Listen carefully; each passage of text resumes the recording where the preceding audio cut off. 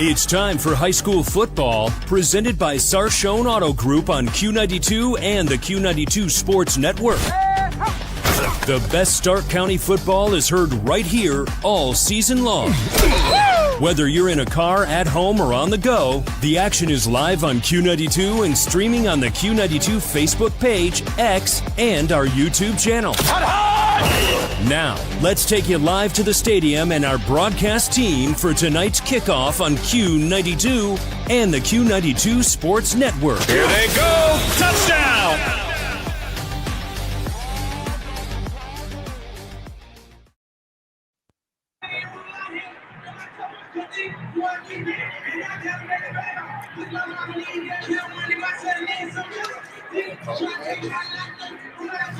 From Tom Benson Hall of Fame Stadium, it's time for high school football here on Q92 and the Q92 Sports Network, presented by the Sarshone Auto Group. Clint Scroggs here at Tom Benson Stadium, along with Brian Beatty and Ryan Bevere, as we get set for the Canton McKinley Bulldogs and the Lake Blue Streaks. Pair of 6-1 teams. Lake suffering their first loss last week to Jackson, 40-37. They gave up nearly 500 yards of offense. Their quarterback, Alex Squire, threw for 270 and 2 touchdowns. Chase Fuller receiving for 114 yards. And both of those TD passes, Davis Matson also ran for a couple of touchdowns. McKinley moved to 6-1. They beat Hoover 21-20. Vikings missed what would have been the tying extra point in the final 2 minutes. The Bulldogs turned the ball over twice, but held Hoover on downs the second time to secure the victory. They are led by the Federal League's leading rusher, sophomore Kylan West, 844 yards and 7 touchdowns. McKinley can clinch at least a share of their 4th straight Federal League title with a win tonight. Lake, Hoover, and Jackson all a game behind. Bulldogs have beaten the Blue Streaks 10 straight times, lead the all-time series 17-4. They've lost only once since 2011. So lots on the line tonight as McKinley hosts Lake. We have 6 other games. It's a Score 7 Friday night here on the Q92 Sports Network. We have 6 other games for you, as we do every Friday night during the regular season. And we'll be hearing about those games in just a few moments. We'll also hear a little bit later on from the head coaches of our 2 teams, Dan DeGeorge from Lake and Renzi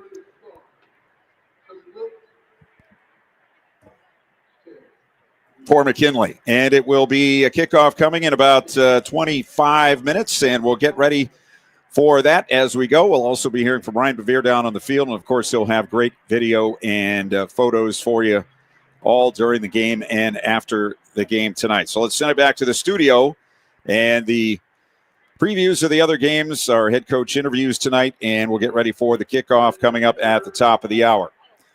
You're listening to High School Football, presented by the Sarshone Auto Group on Q92. Northeast Ohio knows football, and Sarshone Auto Group knows Northeast Ohio. As an official partner of the Cleveland Browns, Sarshone Auto Group serves our community with the best selection and the best service. From Ford, Chevy, Chrysler, Dodge, Jeep, Ram, and more. From the toughest trucks to the SUVs that fit your family. Sarshone Auto Group, an official partner of the Cleveland Browns, and the place where Northeast Ohio comes to drive. Visit sarshone.com.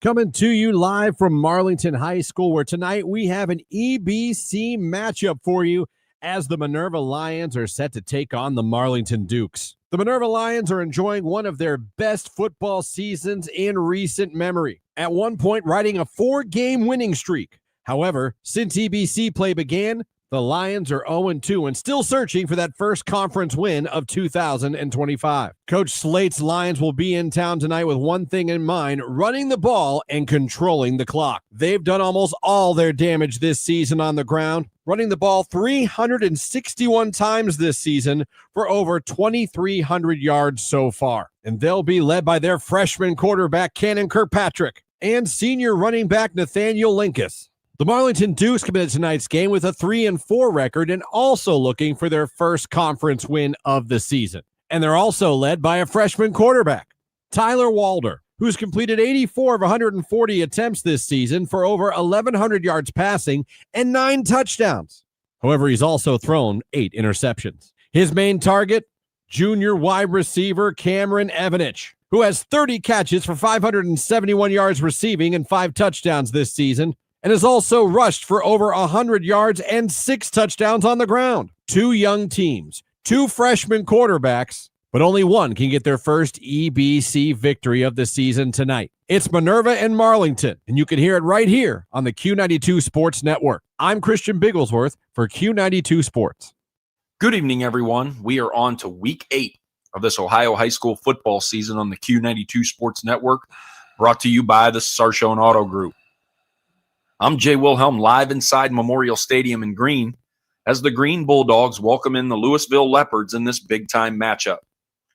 Louisville is coming into tonight's game with a 5-2 record. They have lost 2 of their last 3 ball games, but both of those losses have come to very, very good football teams, and the North Canton Hoover Vikings in Week 5 and the undefeated Canfield Cardinals last week in front of their home crowd.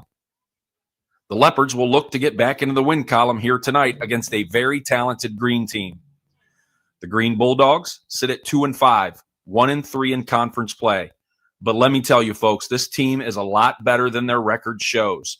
4 of those 5 losses were by 7 points or less.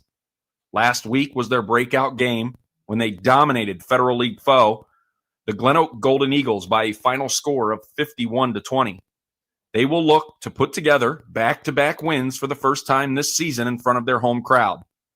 Join myself and my broadcast partner, Mike Voorhees, on Q92Radiosports.com as Kickoff is currently scheduled for 7 p.m.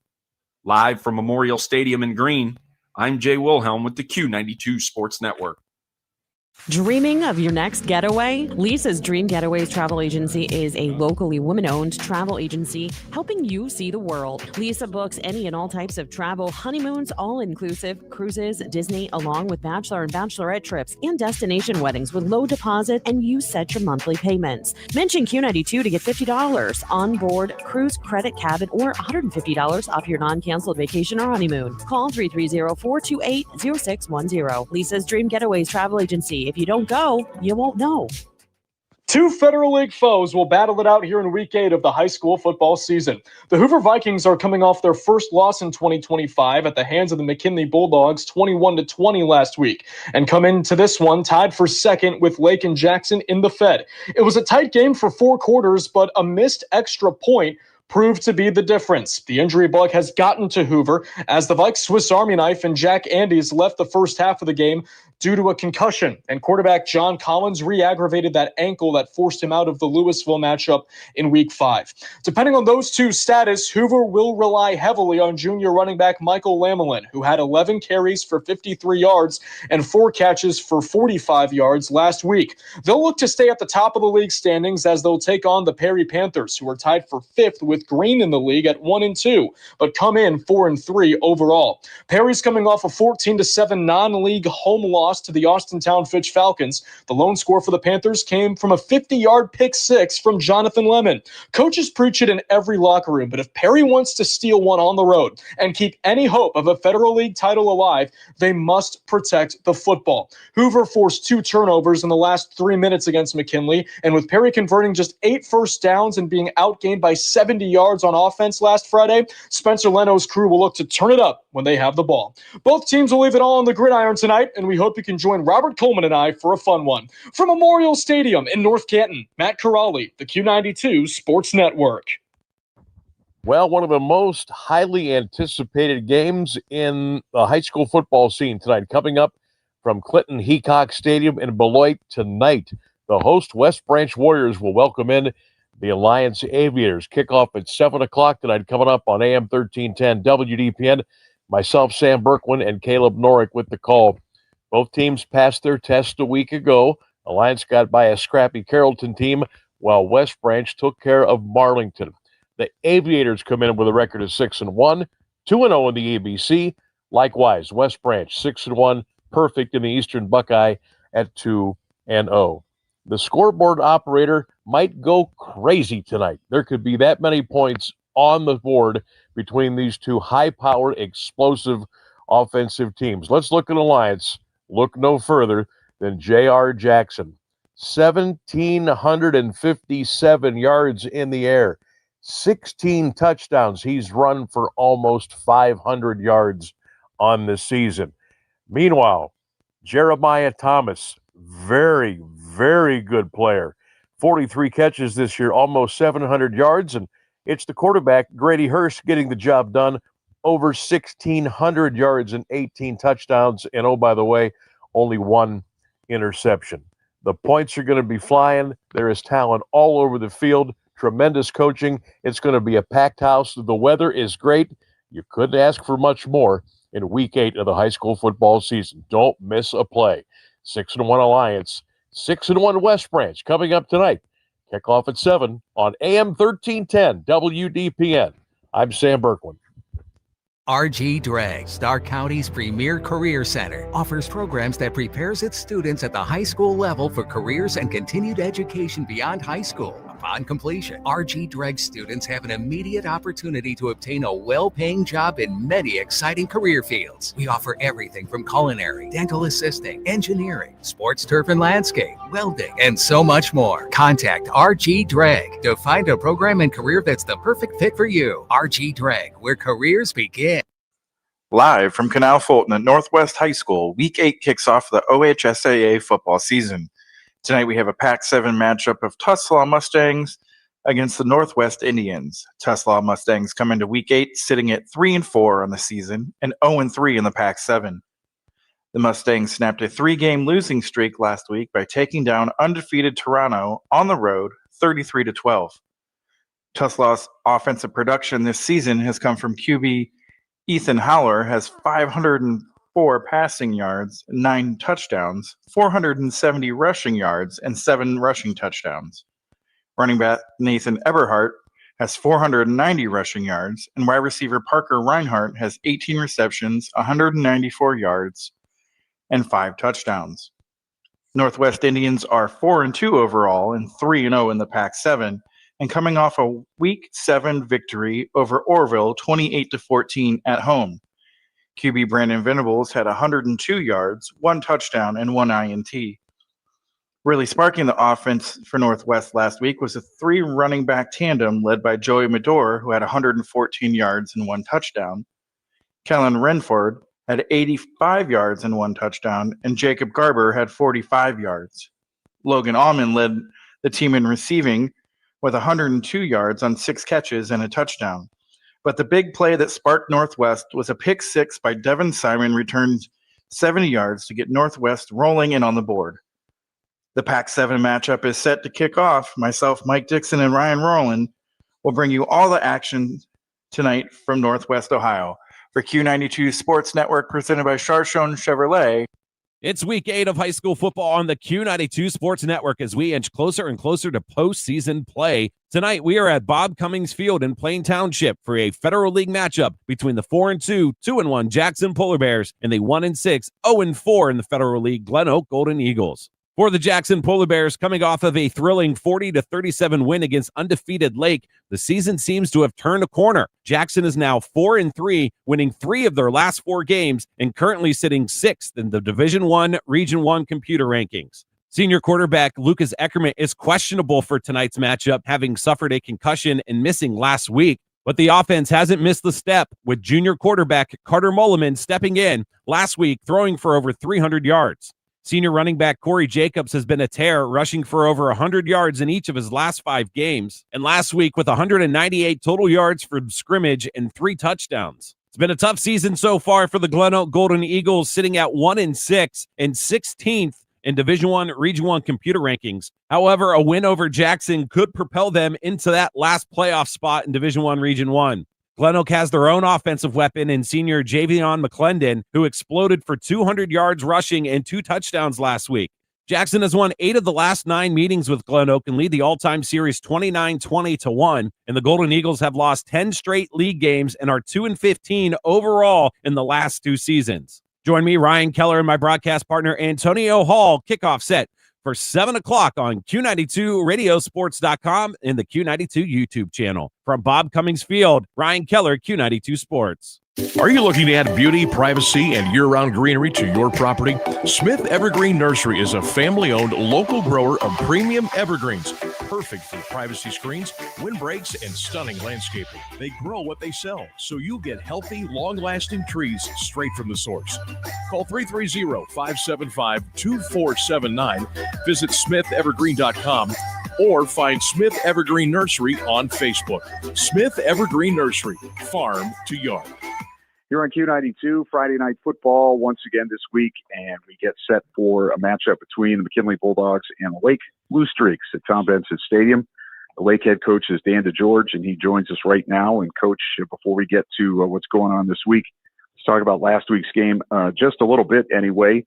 It looked to me like you ran up against a Jackson team that might have played its best game of the season. How did you see it? Yeah, Jackson played well. Give them credit, particularly offensively. They did some really good things. We were right there with them, had our chances, but couldn't quite tackle as well as we typically do. Missed some opportunities as well. So, they were the better team on that night. So I'm hoping we can learn from that and respond. We had to feel good about how well your offense was able to do for the most part after a slow start, I guess, in keeping up in that game and at least giving yourself a chance. Yeah, we hit some big plays. We figured it out a little bit more as the game went on and, felt like we were able to obviously score points. But we don't like games like that, man. We want to play good defense and control the ball. And we don't like playing catch up like we had to last week. So, hopefully we can learn from that and be more consistent this coming Friday. Well, you talk about your skilled people on offense, your receivers. You had a great game from a couple of them last week. But it seems like when you get in a situation where you're having to come back or you're having to settle things down, you like to just run the ball straight at the defense. And I thought that was where things kind of turned around and you got your feet under you last week, when you were just able to run the ball straight at them. Is that your philosophy? Sure. I mean, listen, man, we want to run the football all day, if and when we can. But we do have the luxury of having some really good and quality receivers, Chase Fuller, Quinn Snyder, Zach Novak, some other kids out there that we can sling the ball to as well. So probably a little bit more balanced than we typically are in most years. So that's a luxury for us. But the deal is we gotta be able to run the ball early. We gotta be able to get first downs early doing that. So that's where I think we need to improve. Our offensive line is slowly coming along. We got a little bit better as the game progressed last week, but anytime we can run the ball downhill and get first downs, then we're going to stick with that for sure. Well, what's your philosophy? I know this has happened in the past, but your defense gave up yards and points last week. Do you see it as a effort thing, an X's and O's thing, getting lined up correctly, and how do you come back to the defense this week and keep their confidence up? Yeah, they'll be fine. They'll respond. Again, my defensive staff does a great job. My defense coordinators, as good as they come, Ron Viscount, and we just had a bad night, man. We didn't tackle as well as we normally do. We had a couple opportunities to intercept the ball and get turnovers, and we just missed out on those, to be honest with you. So those are things we can't let slip through our hands, particularly when you're playing the meat of the Federal League schedule and the best teams on your schedule. So we just got to rise to the occasion, and we won plenty of games by our defense leading us. So I have no doubt that they'll respond. Well, speaking of the meat of the Federal League schedule, you have Canton McKinley this week, and they are playing very well right now. They got a win against Hoover last week in a pretty close game. This is a team that I don't know. Do you see it as being similar to past McKinley teams or different in some ways? Yeah, I mean, the similarities are that they're very athletic, right? I mean, they have some really, really athletic kids. They have very good size. They play hard. Schematically, they're a little different on both sides of the ball. So you can tell that there's a new coaching staff and they're implementing some really good things. I think the coaching staff's doing a really nice job defensively in particular. They're very stout defensively, run to the ball, tackle well, play a lot of man-to-man and play it really, really well. So I think their kids are buying into the coaching, and that's, obvious when you watch the tape. That's Dan DeGeorge, head coach of the Lake Blue Streaks. They take on McKinley this week. Coach, good luck, and thanks for your time. I appreciate it. Thanks for having me. The Q92 Sports Network is your home for the best coverage of high school and Mount Union football and basketball. Be sure you're following us on our social media. Just follow Q92 Sports on Facebook, Instagram, YouTube, X, and Threads. You'll know what games we'll be broadcasting week to week, and we drop photos and videos from all of our high school and Mount Union broadcasts. Be sure to follow Q92 Sports on Facebook, Instagram, YouTube, X, and Threads, and stay connected to the Q92 Sports Network. Back here on Q92, getting ready for the McKinley Bulldogs and the Lake Blue Streaks from Tom Benson Stadium, and we're talking with the head coach of the Bulldogs, Renzi Parnell, his team coming off a big win against North Canton Hoover last week, going into another big game this week against the Lake Blue Streaks. First of all, Coach, let's talk about last week's game and your team doing what it needed to do to get the victory. How did you see that happen last week? It was a tough fought game by both teams. Hats off to North Canton. They played a great game. And we were able to kind of battle there at the end and get a stop on defense to secure the win. You're starting to see some belief, maybe some players or the team in general starting to say that, we could really have something here. Yeah, and that's what you hope for throughout the season is, it's a building process, right? You're never where you want to be throughout the season, but the hope is that you take steps forward, and keep gaining momentum, and I think that's what we're doing. And to be able to win a close game like that is part of the process. I've read a little bit about some things you've said this week about the Federal League and the importance that you place on the Federal League games and winning a Federal League title as at least one of the steps toward having a successful season. Could you talk about that a little? Yeah, absolutely. I mean, first off, it's a very competitive league, and it's a very well-coached league. And so all that goes into it, I think it helps us as a team to go through that process and battle some of these, almost like a bunch of rivalries too, because they're neighborhoods that are side by side, and it's really fun to be a part of that, and it helps our team grow as well. Well, you have Lake coming in this week. Of course, they lost for the first time last week, but I'm sure they have your full attention going into Friday night's game. When you see Lake on film, what do you see? Man, very good coach team. Like I said, we get that throughout the Federal League, but Coach DeJours does a phenomenal job. And they got a ton of athletes on the field. Quarterback is a really good athlete, making plays back there. Defensively, they run to the ball really well, so it's going to be a tough matchup. We had a good week of practice. We got to continue today, and look forward to the battle. Getting back a little bit to the Federal League, and then what you have waiting in Week 10. How do you keep your team in the moment and concentrating on the game that they have next time out? Yeah, no, that's easy. I mean, that's we preach 1-0, been preaching that since before the season started. So that part is not hard. In fact, games like last week, when you got a nail biter at the end, that helps that process. So that won't be hard to do. All right, that's Renzi Parnell. He's the head coach of the Canton McKinley Bulldogs. They take on Lake this week. And Coach, thanks for your time and good luck. I appreciate it. Go Pups. Start your day right at Judy's Family Restaurant, your new favorite spot for home-style breakfast and friendly faces.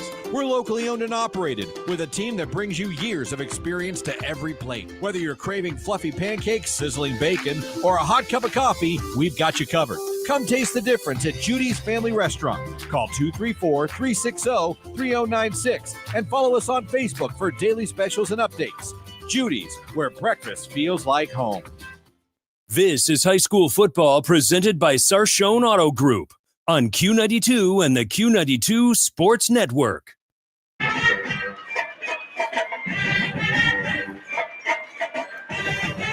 Welcome back to Tom Benson Hall of Fame Stadium. The Canton McKinley Band on the field getting the crowd warmed up for our game tonight. We have another beautiful night for football. Feels more like football weather tonight. It's sweater weather at Tom Benson Stadium. So we have temperatures right around 60. We'll be in the low 50s by the time we are finished here this evening. Lake and McKinley both coming in at 6-1. And while we have an opportunity, let's send it down to the field. Ryan Bevere standing in front of the Canton McKinley Band. We'll see if we can hear him as he tells us what's going on down on the field right now. Man, Clint, I love me some sweater weather. I got a hoodie on tonight. It's senior night. There's no better place to have a high school football game. Well, maybe Massillon fans would disagree, but then the Pro Football Hall of Fame, and tonight we got Lake, we've got McKinley. It feels like potentially a Massillon game. Here comes Lake. They're taking the field right now. McKinley is still yet to take the field, but this feels different, Clint, down here on the field. Well, we'll be checking back with you later on this evening.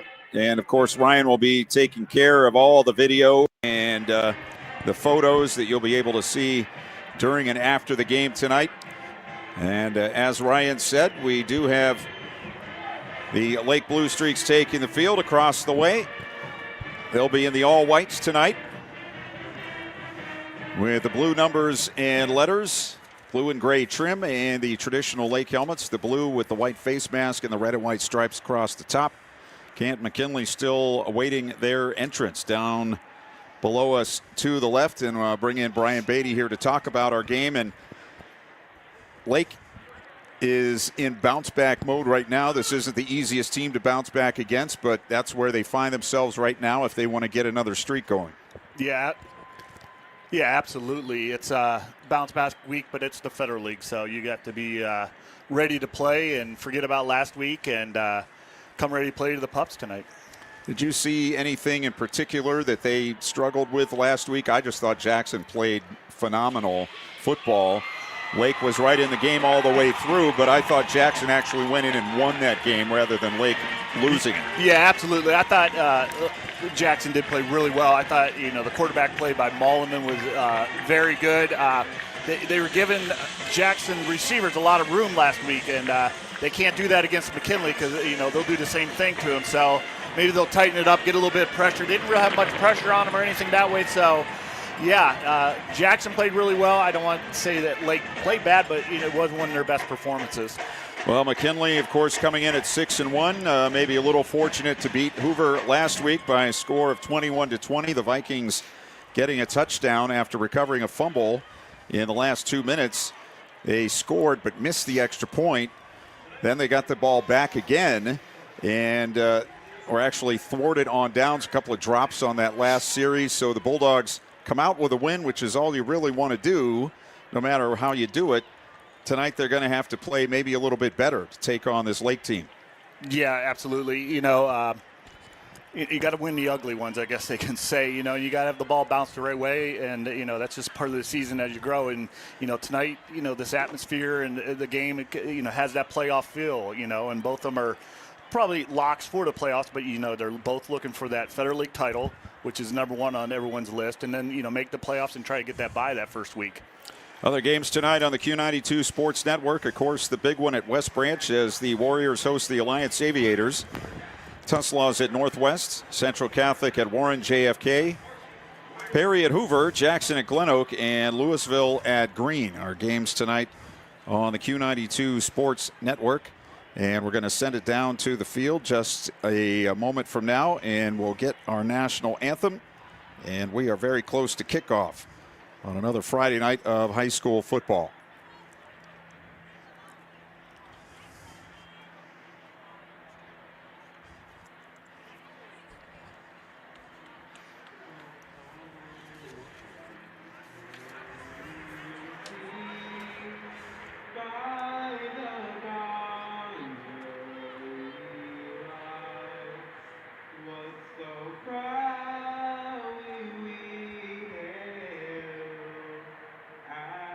Smile.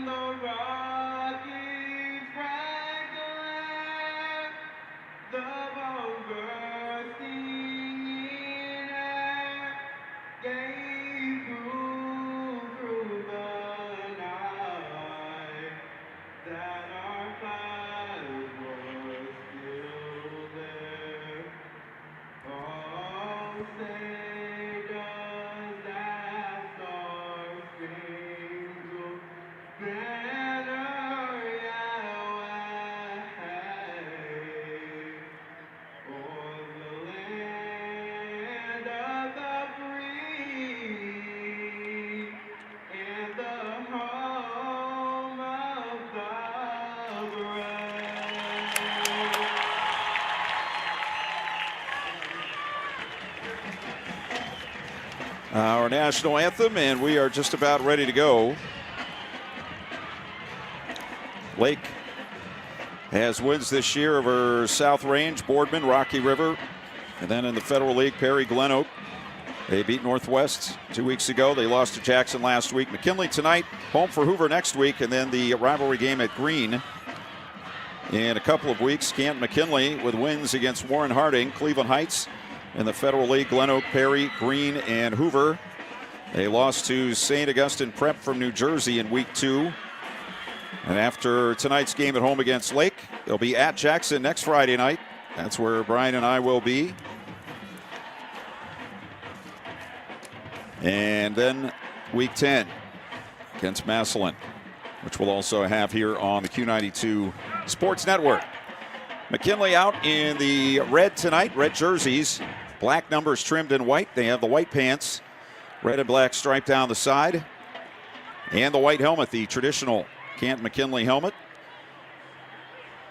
with the black face mask, the Bulldog logo on either side, the red and black stripe across the top. Lake will kick off to start things.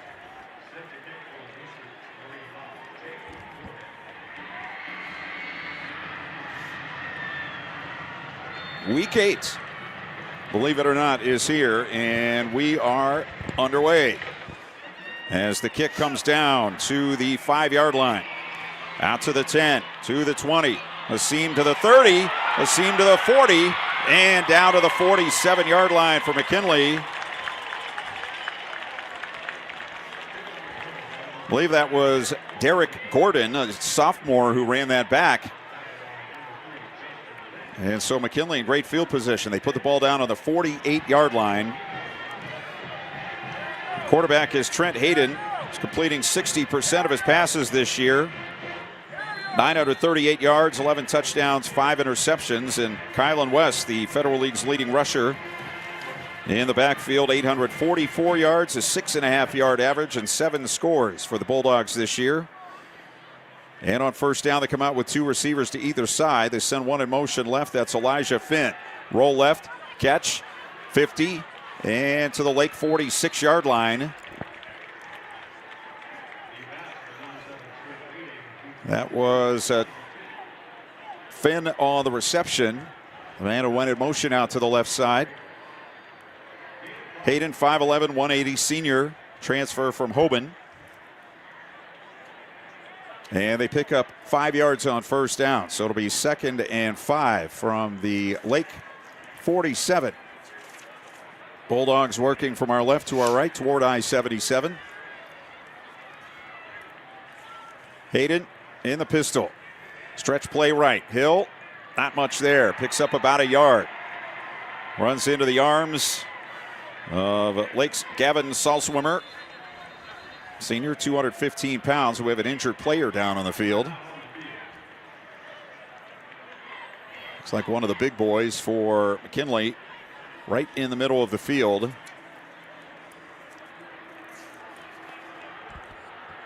Can't get a number yet, but we'll try to do so.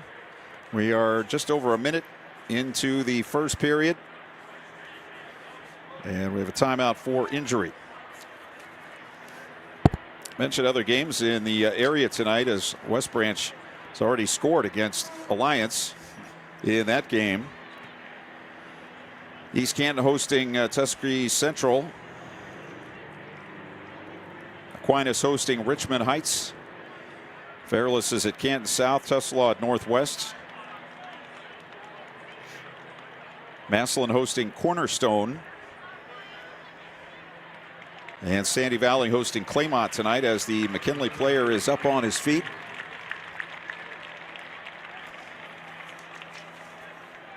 I believe that is Cameron Jamerson, junior lineman. So he's down on the first running play of the night. And McKinley with a 3rd down. We'll call it 4 on the Lake 46-yard line. 2 receivers left, 1 to the right. They have a wing left, and they'll hand it off. Nope, it's a fake, and a throw to the near side. First down to the 35, and finally run out of bounds. for the Bulldogs was DJ Britt, the senior receiver, who just made his team leading 20, or his second on the team leading 26th catch. Darius Hill has 29 catches on the season. Elijah Finn caught his 25th earlier. So the Bulldogs move the chains. They have the ball down on the 35-yard line. 2 out to the left, 1 to the near side. Wing left, and it is a handoff this time up the middle. West, as the pushing and shoving starts, they're trying to push the pile forward, and they do a little bit. They'll mark it dead, though, at the 31-yard line. So that's a pickup of about 4. For Kylan West, 5'9", 170, and a sophomore. Finn comes out from McKinley. Britt will come to the near side. Hill out to the left. And they have a wing each way.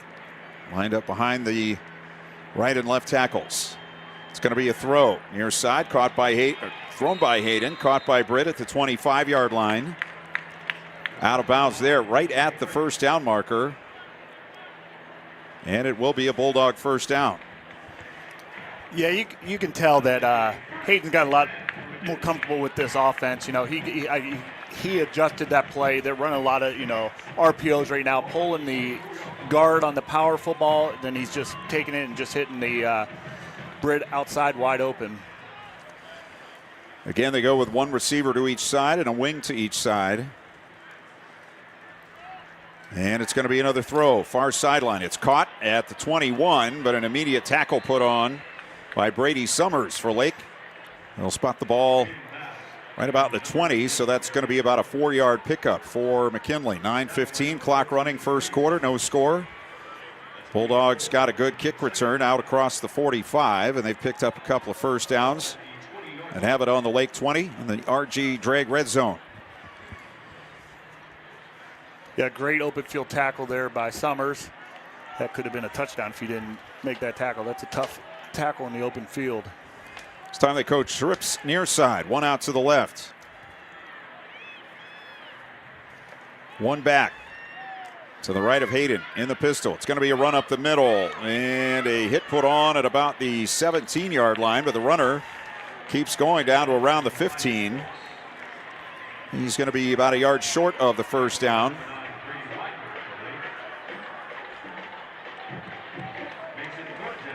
Yeah, linebacker tonight for Lake is going to really have to step up, but they need to feel a little bit quicker on that. They're getting 2 or 3 yards in making contact. They need to come up and stop that run just a little bit quicker. It's Isaac Brooks in the backfield to the right of Hayden.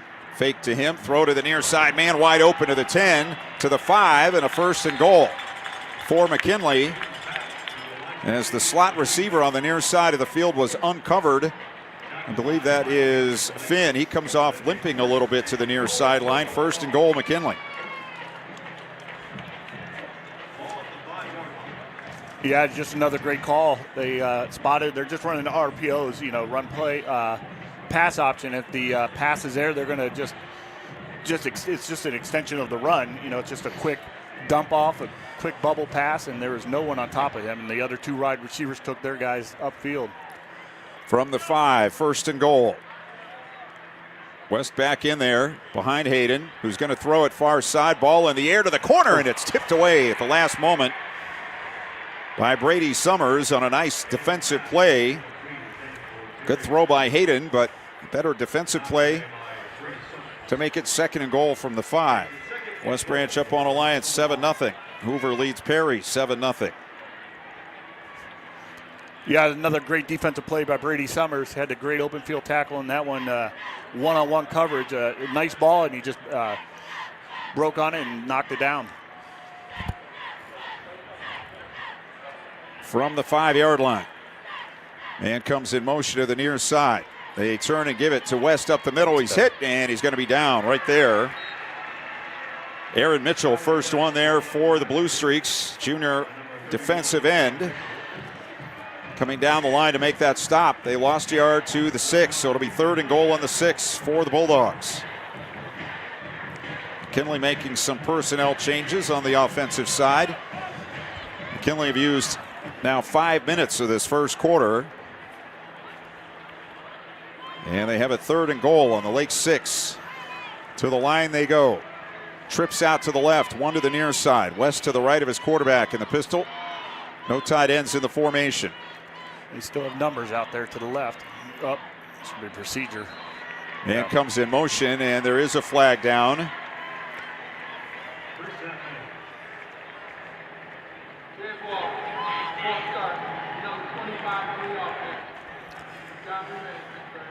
So that'll move him back to the 11, where it will be 3rd and goal.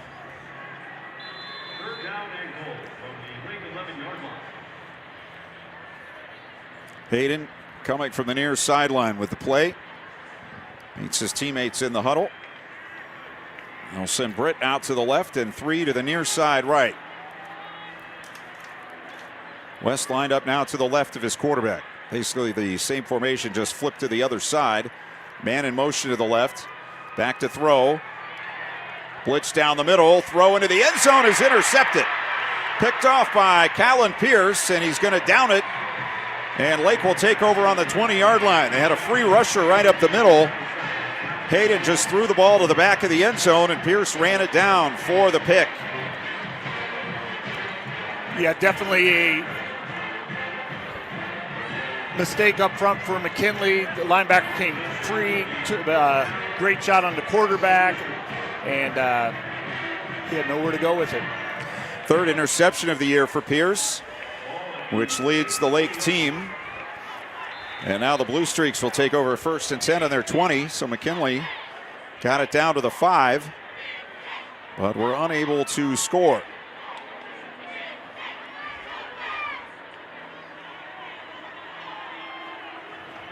Alex Quire, the senior quarterback in the pistol, back on either side of him. They'll give it to the second man through, and that is that's Zach Novak, and he's going to be pulled down after a gain of only about a yard. Novak, 6'3", 195, and a senior. Quire on the season has completed 62% of his passes, 1,254 yards, 12 TDs and 3 interceptions. Davis Matson, 565 yards rushing coming in, 4.8 per carry, and 6 scores to lead the team. Quire in the pistol. Now he brings a man toward the ball in motion. He rolls right, throws back left, and wide open, and the pass is over his head and incomplete. It was Matson out of the backfield who came to the near side of the field, and he was the only man on this side of the hash marks, and Quire overthrew him. Yeah, he stepped up there, faked the block, and just slipped out to the backside and just overthrew him. I imagine they probably saw something all week, and that was a play they were going to go to. And well, the pressure was coming in. It was kind of a screen pass, and Quire threw off his back foot. He really didn't have his feet set when he threw it. And now on 3rd and 9, Quire slings it near side. It's caught, and an immediate hit put on at the 27-yard line. Quinn Snyder with the catch. that's a great catch by Quinn Snyder there. You could have had gator arms where you get it because he knew he was going to get contact. He threw him right into the free safety there, but he held onto the ball and made a great catch. Isaac Brooks makes the hit short of the first down at the 27, so it'll be 4th and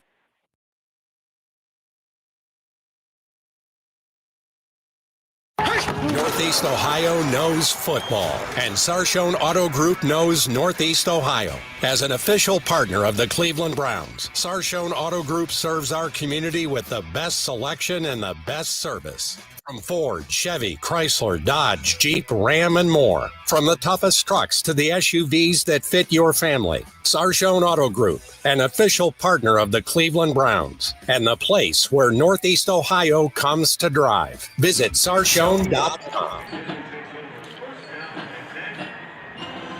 Lake punts it away after the pass completion, set up a 4th and 3, and McKinley will take over on their 40-yard line. 1st and 10 with 4:39 to go in the first quarter, no score.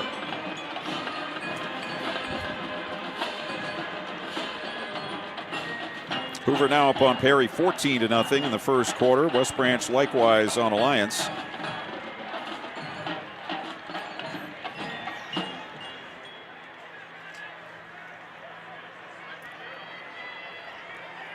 And on 1st and 10, McKinley trying to get lined up. And the players on the field. They're having to call a timeout here, so we'll take it. Friends and Family Credit Union timeout with 4:39 left in the first. No score. You're listening to high school football presented by the Sarshone Auto Group on Q92.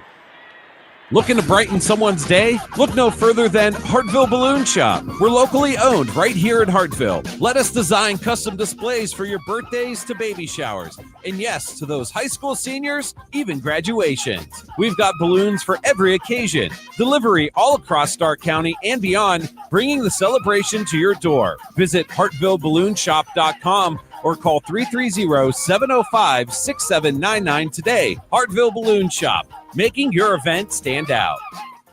This is high school football presented by Sarshone Auto Group on Q92 and the Q92 Sports Network.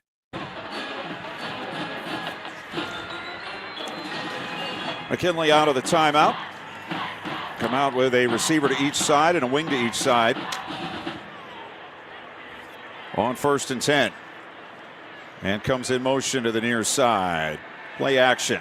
Hayden rolling left, going to throw far side. It is caught right at the 50-yard line. Broken tackle, but the receiver stepped out of bounds as he got away. I believe that is Darius Hill with the catch. Hill with his 30th reception of the season. He and DJ Britt each with 4 touchdowns receiving. They will mark it 1 yard short of the first down on the McKinley 49. This time they come with 2 receivers to the near side, 1 out to the left. Legacy Lee lined up behind the right tackle as the tight end H-back. High snap. Hayden slings it far side and it's caught. Nice catch by Hill. And he's out of bounds on the 45. Pass a little bit high. He went up and pulled it down, and it is a McKinley first down. Yeah, they're going to have to force Lake to try to tighten up a little bit again. Looks like Finn's still down here on the sideline. That's probably why they had to call the timeout. He wasn't in on offense.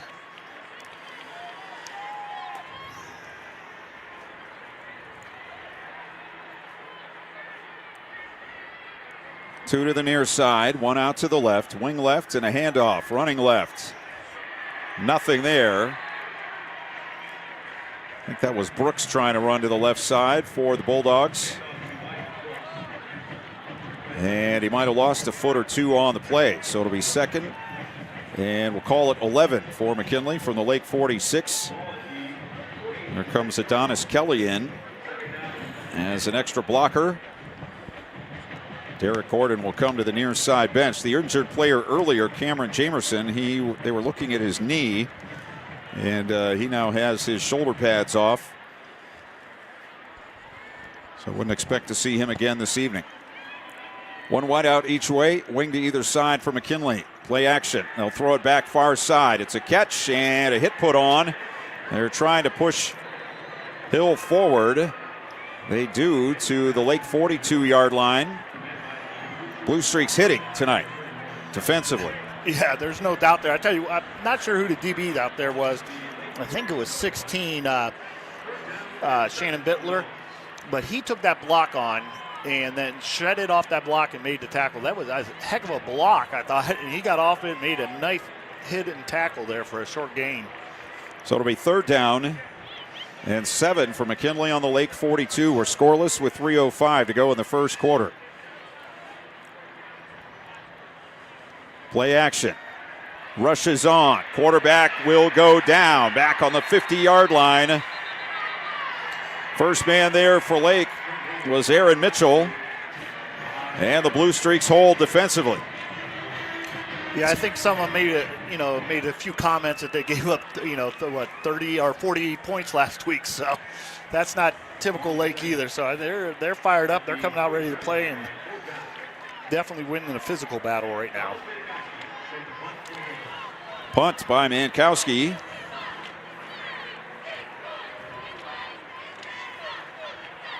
With 2 back down at the 10-yard line for Lake. Good snap, no rush. Kick is away. End over end down the middle of the field. Hits inside the 15. And it's going to be down around the 13-yard line. So 39 on the punt. And 1st and 10 again for Lake. This time they'll start inside their own 20 with 2:10 to go in the first quarter.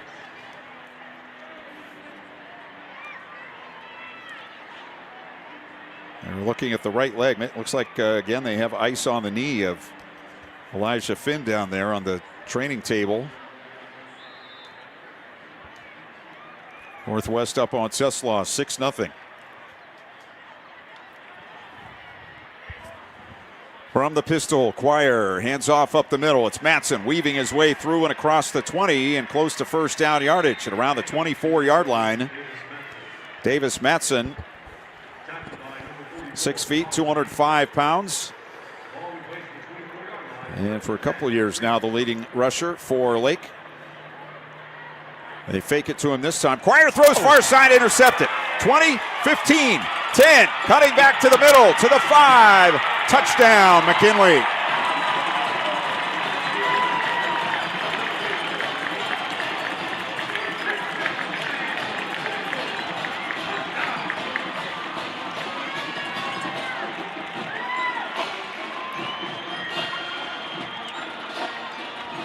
Pick 6 for the Bulldogs.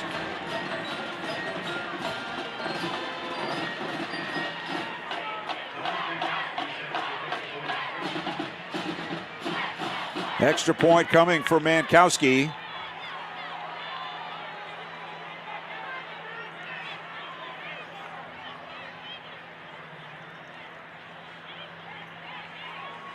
Kick is on the way, and it is good.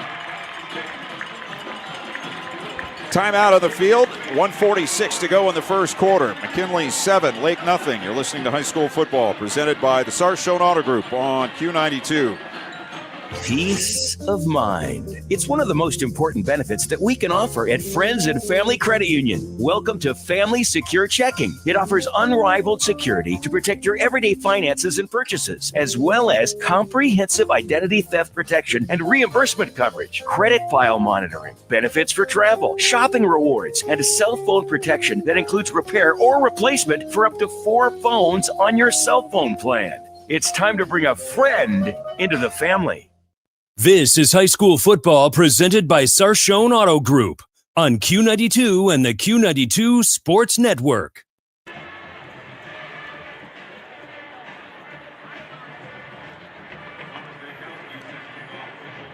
I couldn't tell who got the interception return for touchdown for the Bulldogs, but it's about a 25-yard return. And the extra point makes it 7-0 for McKinley. So neither offense able to get anything on the board tonight, but the defense scores first for McKinley.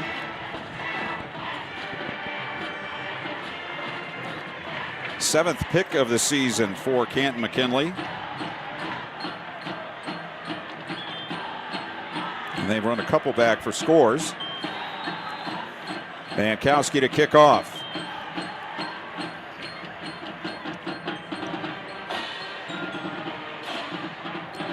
Kick is a high one.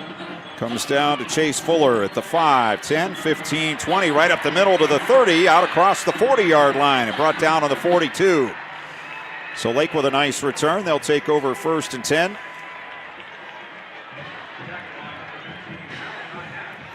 Tackle by McKinley's Malachi Nash, a senior.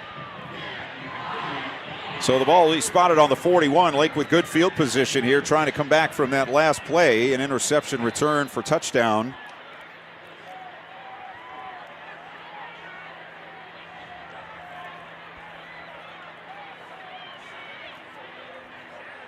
Snap back to Quire, run up the middle. And that's going to be Matson. Stopped just short of the 45-yard line. So he picks up about 3 on the play. We might not see the ball in the air for a minute now. Like, you know, good call, just a great play. I think it's just by looking at the alignment, I'm going to give the interception right now to Christopher Cook, but he just made a great break on the ball. You know, they an RPO on Lakeside and just made a great play.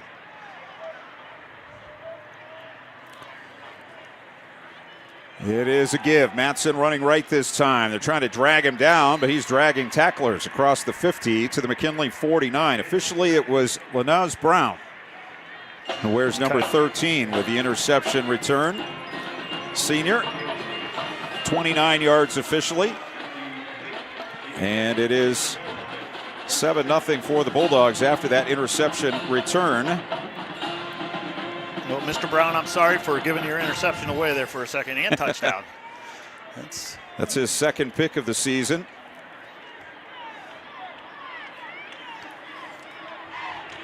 It's a first down for Lake on the McKinley 49. Quire takes it back. Now he's going to run up the middle. Makes some men miss, and a nice run by the Lake quarterback. Takes it inside the 40, and he's going to be close to another Blue Streak first down. When we get the chain set, the clock will start, and Lake does not have to run another play here in the first quarter as we're down to 15 seconds.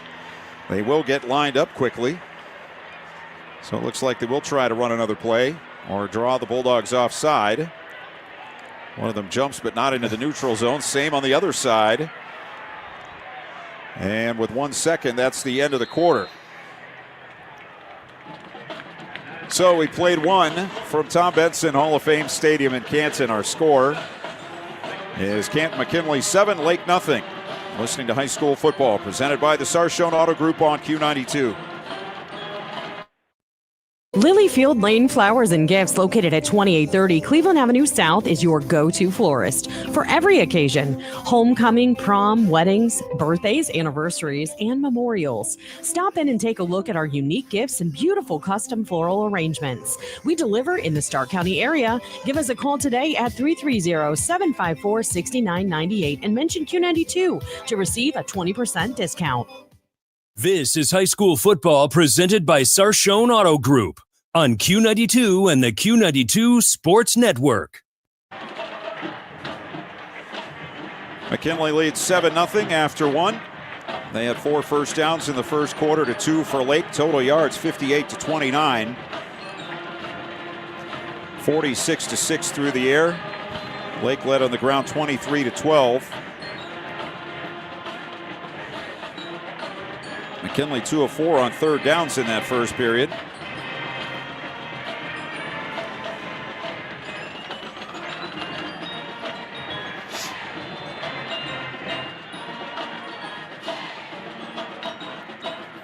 And Lake will have it 1st and 10 on the McKinley 39. Now going from our left to our right.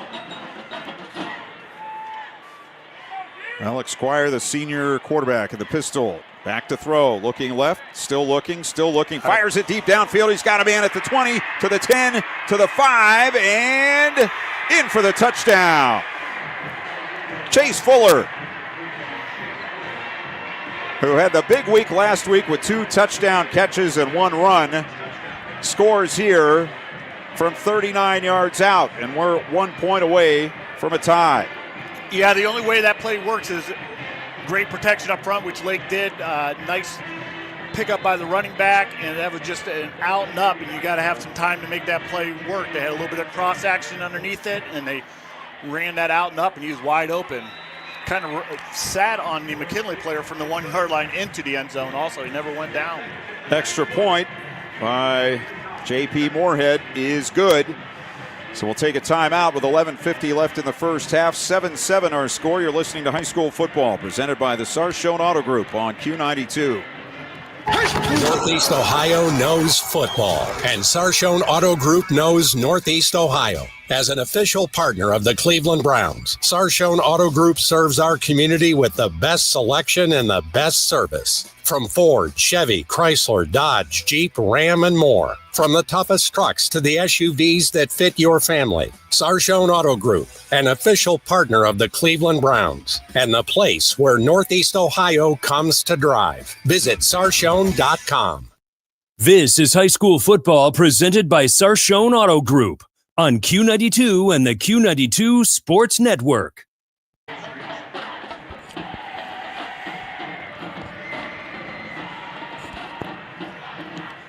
Lake answers after McKinley intercepted a pass for a touchdown. Lake comes back with a scoring drive of their own, capped off by a 39-yard pass from Alex Quire to Chase Fuller. Quire now with his 13th touchdown pass of the season. The kickoff, a line drive coming to the near side, and it is going to go out of bounds at around the 10-yard line.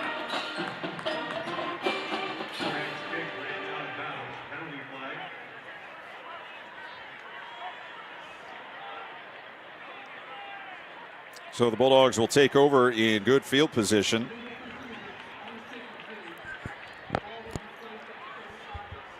Lake went 59 yards in 4 plays on that possession. Took just under 2 minutes off the clock. So McKinley will start on the 35. Seems to me Lake scored in the first play of the second quarter last week. I could be wrong about that. Somebody scored in the first play of the second quarter. Yeah. One back as McKinley quarterback is under center. And it's play action. Roll near side. Catch is made. 40, 42-yard line, and out of bounds is Legacy Lee, who makes his 4th catch of the season. Usually more of a blocker, but we've seen him catch a couple of passes, and the completion there good for 7 yards. I think the last time we had him, he had a great catch back here in the corner of the end zone on a play, a nice little rollout. I don't know if they call that old-fashioned football when they get under center now. People don't understand that. You don't see it much anymore. I almost didn't understand it. 2 out to the right, 1 to the near side, and it's a handoff. West, big hole up the middle, 50, 45, 40. Running through a tackler, and he goes into the 34-yard line of Lake. 24 yards right up the middle, a huge hole for Kylan West. And McKinley right back on the offensive at the Lake 34-yard line, 1st and 10. Same formation. Play action this time. Throw over the middle. It's caught.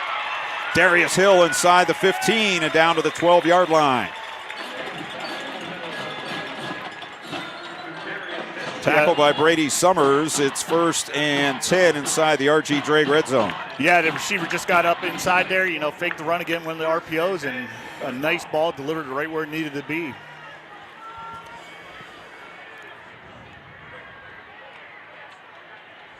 First and 10, ball on the 12-yard line.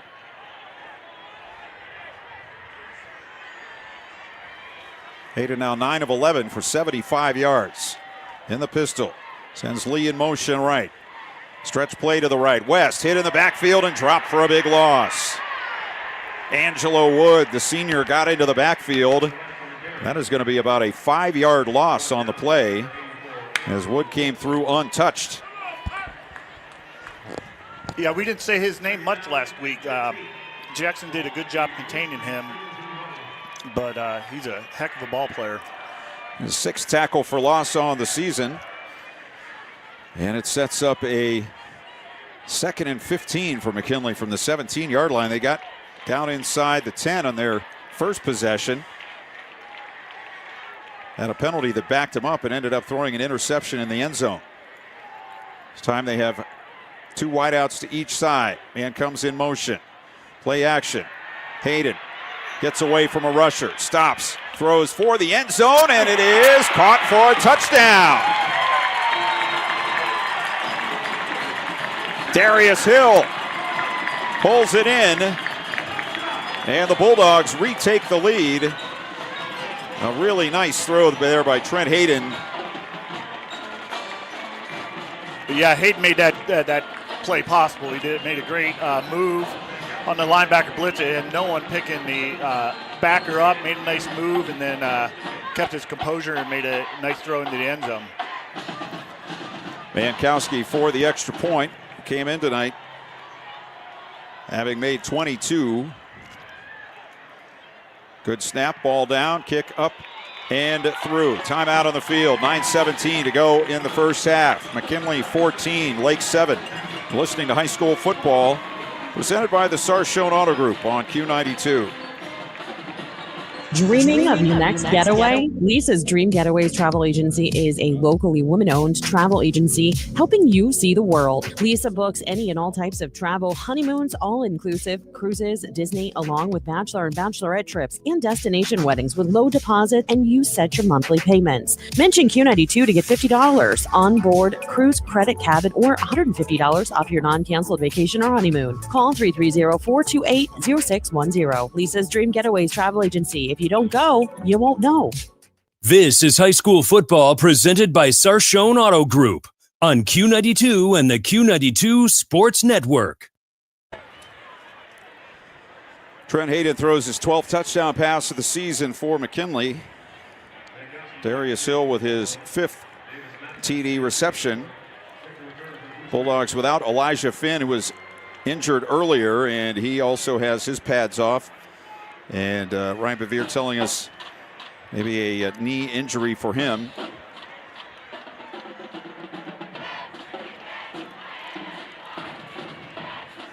He has become a much bigger part of the offense the last few weeks for the Bulldogs as their third receiver.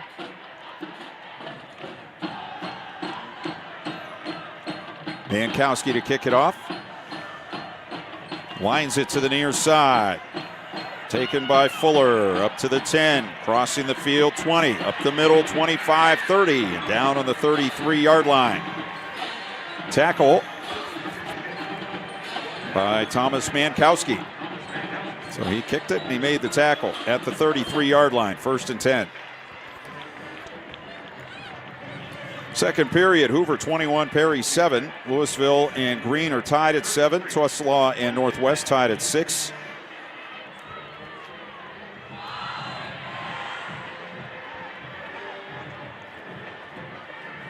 So from their 33, Lake will send 3 out to the far left side, bunched together, 1 out wide to the near side. Quire in the pistol, hands off to Matson up the middle, and he's dragged down after a couple of yards. Might get 3. Tackle by McKinley's Antonio Stevens. Their leading tackler on the season.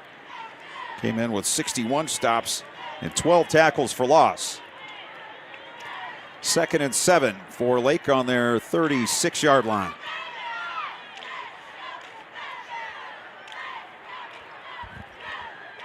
Two out wide to either side for Lake. Quire in the pistol, Matson to his right.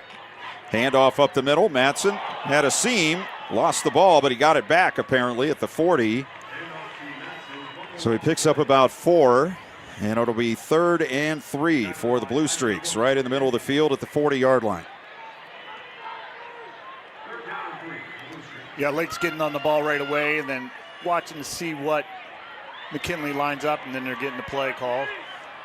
Matson again to the right of his quarterback, trying to draw the Bulldogs off sides. Now he looks to the far side for the play, and they're going to call a timeout. So timeout for Lake. 7:55 first half, 14-7 McKinley. It's a Friends and Family Credit Union timeout. And we'll take a break. You're listening to high school football presented by the Sarshone Auto Group on Q92. AWP Safety, North America's leading traffic safety company, wishes the best of luck to Stark County student athletes this fall, and they need you. Join AWP as a protector for steady work and an important job keeping people safe. They offer paid training, certification, referral bonuses, and advancement opportunities. To apply, visit jobs.awpsafety.com. That's jobs.awpsafety.com.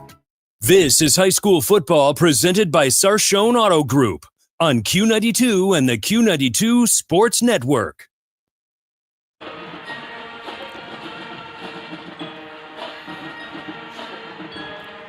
Lake will have it 3rd and 3 from their 40-yard line as we return. Blue Streaks have run for 40 yards. McKinley 31. McKinley up 92 yards to 45 through the air. This time a tight formation, 2 receivers left, 1 to the right and a wing to the near side right. Play action, Quire back, throws it out there to Matson again, and this time he threw it behind him. Matson again wide open on the far side of the field. Quire had 2 men in his face, but twice they have had Davis Matson all alone down the sideline, and neither time have they been able to hit him. Yeah, that's going to be on Matson there. That's where the ball needs to be delivered. You never turn inside on that. It's a quick, I call it a waggle route or a quick out route, and that's all he's going to be thrown outside. He just turned the wrong way. If he would have turned outside towards their bench, he would have caught that.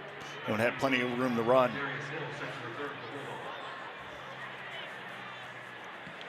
Punt is away. Fair catch called and taken on the McKinley 28-yard line.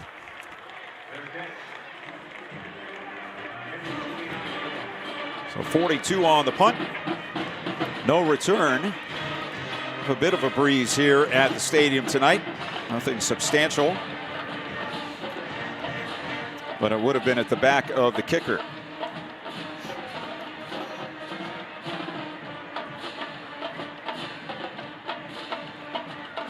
So 1st and 10 for McKinley. 7:44 left in the first half. Bulldogs leading 14-7.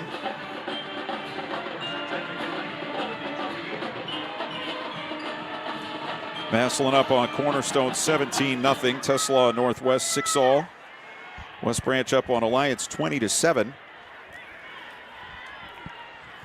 On first down, Hayden throws near side, caught, and out of bounds at the 35-yard line goes Darius Hill. The junior making the grab. They'll put him out on the 36-yard line, so that's an 8-yard pickup for the Bulldogs. They sent 2 out to the right. Hill again to the near side left. Lee lined up as the H-back. Handoff over left tackle. And it's close to a first down for West.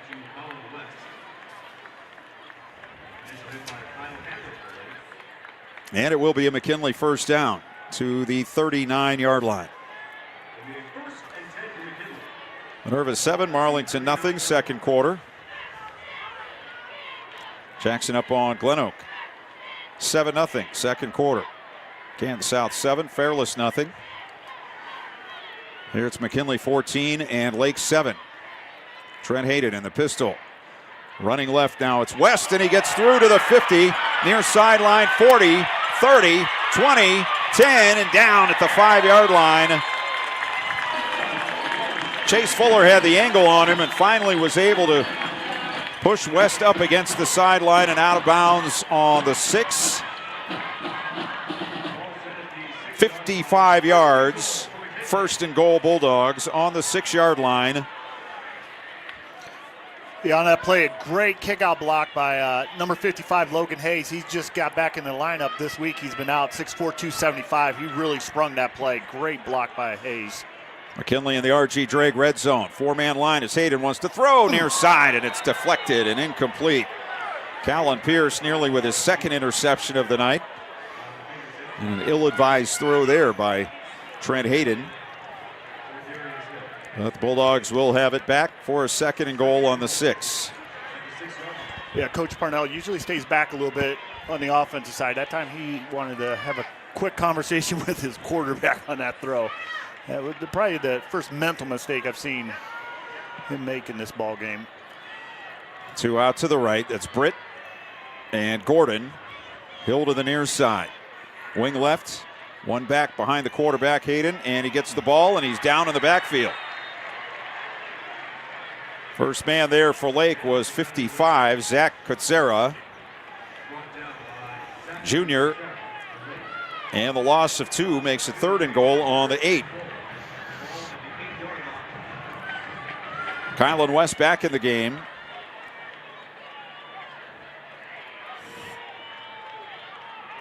Brooks was the ball carrier on that last play.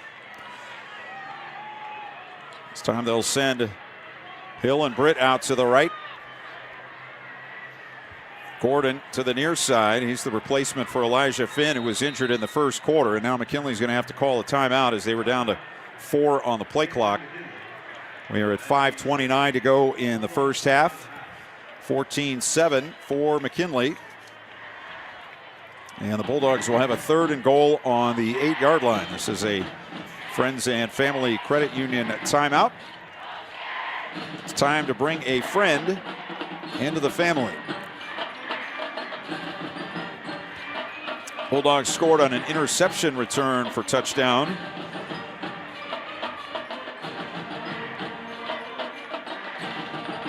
Lake came back with a touchdown of their own. Lenos Brown, a 29-yard return for McKinley, and then acquired to Fuller, 39 yards for Lake's touchdown to tie it, and then Darius Hill took a 17-yard pass from Hayden to put McKinley back on top. Tuslaw and Northwest are at halftime, tied at 6. It's a surprising score there, but, we were talking about coaches in the county. Coach Dial's another one, comes in and takes the team to the state finals, and he's at Tuslaw now. Trips to the right, one to the near side for McKinley on 3rd and goal from the 8. One back, Hayden. Hands off up the middle, and the man is tripped up. Gavin Saltzwimmer came in to get a tackle on West as he tried to go up the middle. Looked like he had some room there, but the Lake defender able to trip him up on the 6, and that'll set up a 4th and goal and a McKinley field goal attempt. Thomas Mankowski, 3 of 4 on the season, 31 is his long. This one will be from 23 from the near left hash mark. Pretty severe angle. Good snap, ball down, kick on its way. It's good. Timeout on the field with 4:49 to go in the first half. It's now McKinley 17, Lake 7. You're listening to high school football presented by the Sarshone Auto Group on Q92. Go back and relive all the action with Q92 Sports on SoundCloud. Whether it's high school or University of Mount Union football and basketball, we've got you covered from 2016 through today. Catch every thrilling game and heart-pounding moment anytime you want. Q92 Sports is your go-to for local sports action. Find us on SoundCloud at Q92 Radio, and don't forget to stream all of our games live on Friday night at Q92Radiosports.com. This is high school football presented by Sarshone Auto Group on Q92 and the Q92 Sports Network. McKinley got the big run from Kylan West, 55 yards. But again, they got inside the 10 and unable to come up with a touchdown. They went 66 yards in 7 plays. Mankowski with a 23-yard field goal. And McKinley's lead is now 17-7. 2 back deep for the Blue Streaks, standing around the 5-yard line. This kick is bounding down the field. Picked up by Fuller on the 10. Fuller to the middle. Now bouncing it out to the left. Pyle being pushed forward, and he goes out to the 30-yard line. So Lake again will have pretty good field position to start this drive. Now find themselves down 10 points. And maybe a kind of a decision time here, one way or the other in the first half. Yeah, this is going to be a big drive for Lake. They've had some opportunities, just missed some big plays, and see what they do here. See if they can punch one in. Could they get the ball after halftime, too? One out to the left, 2 to the near side, and the wing to the near side right is Saltzwimmer on first down. Handoff up the middle, and only about a yard for Davis Matson. Going straight at the McKinley defense.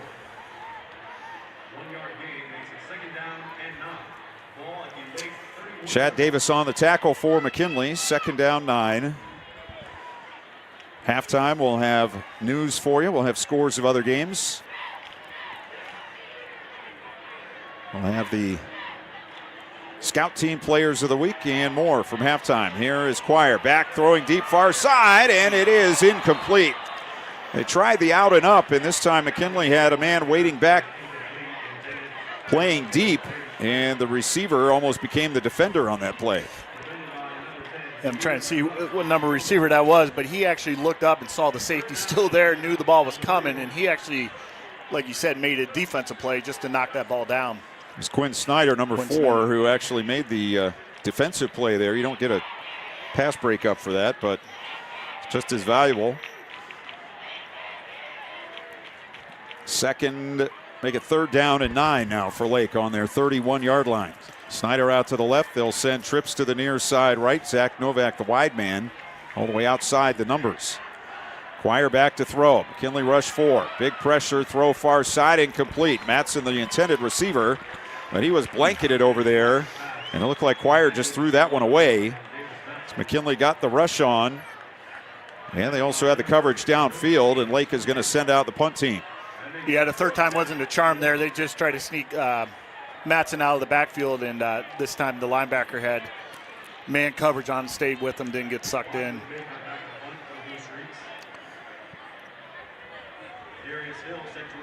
Lachlan Baker is the punter for Lake.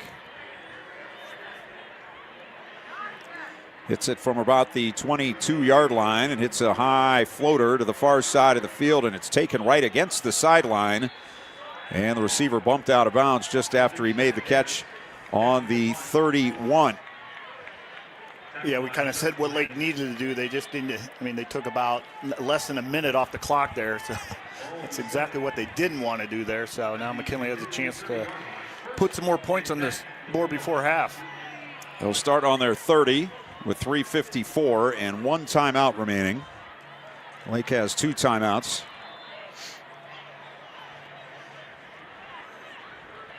Britt will head out to the far right side of the offense, 2 to the near side. Lee's setup is a wing left. Actually, I think that's Kelly is the wing left. And it's a handoff up the middle. Through he goes. 35, 40, 45, and out to the 48-yard line goes Kylan West. Brought down on the play by Cole Rader. But a big gain. We'll spot him on the 47. A 17-yard pickup right up the middle. The Bulldogs getting some big chunk plays on the ground. They'll run it again, and this time he's going to go down for a loss.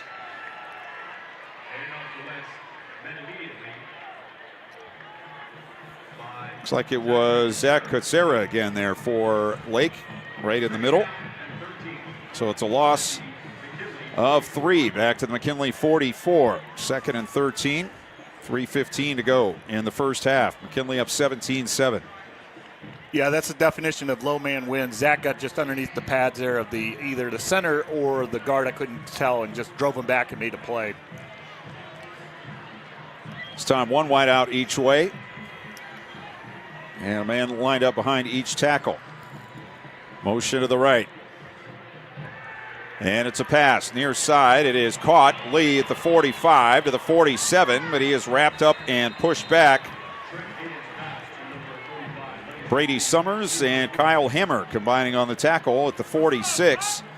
So it'll be 3rd down as that play put him on the 47. So they got the 3 back they lost on the previous play, and now it's 3rd down and 10 for McKinley.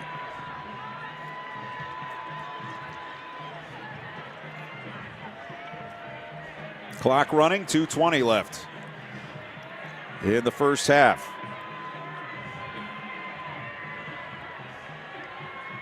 Again, they go trips right, 1 to the near side. 10 on the play clock.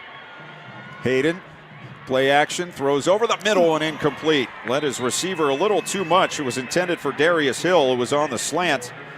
And the pass led him into the path of Callan Pierce. And the Bulldogs get a first down, but then they have to punt it away now with 2:05 left in the half.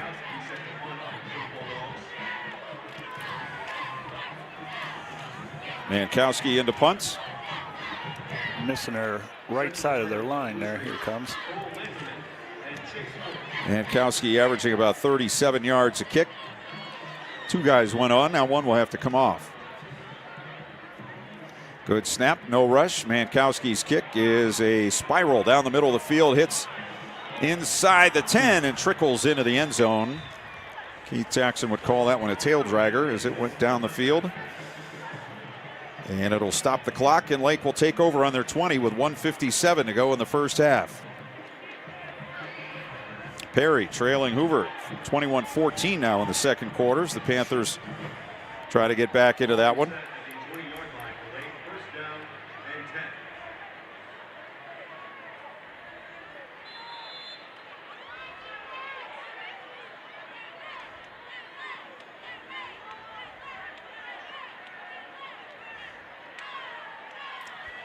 Quire with one back, 4 receivers. Fuller coming in motion to the near side now. Back to throw. It's quarterback draw up the middle, 25 and to the 27. Trying to pull the ball out of his arms, but he holds on for a 7-yard gain. Yeah, just a quarterback draw, their design draw. Good pickup on first down.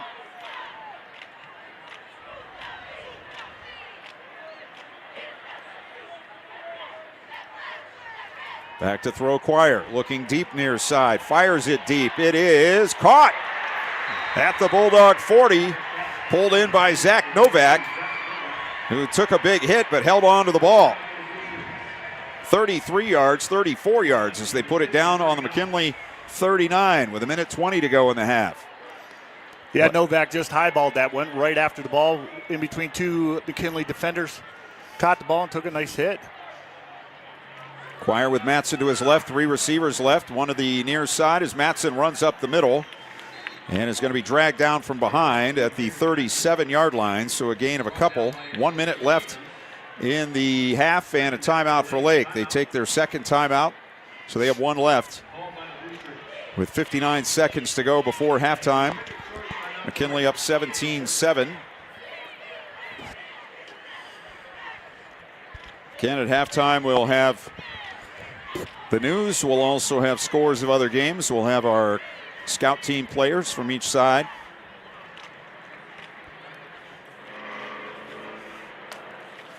And hopefully we'll be able to hear from Ryan Bevere as the teams head to the locker room at the end of the second quarter. Ryan's been helping us out with the couple of injuries that have looked substantial for McKinley here in the first half. They lost an offensive lineman and a receiver,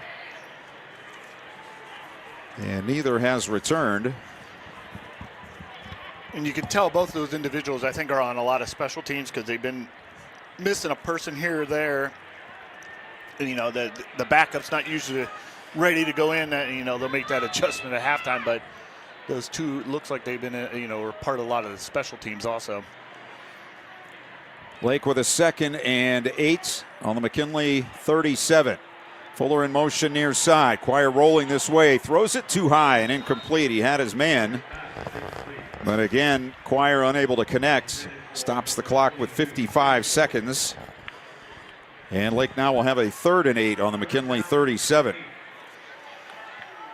I'll need another 15 or so yards to think about a field goal, I would think. A little bit of a breeze to their back.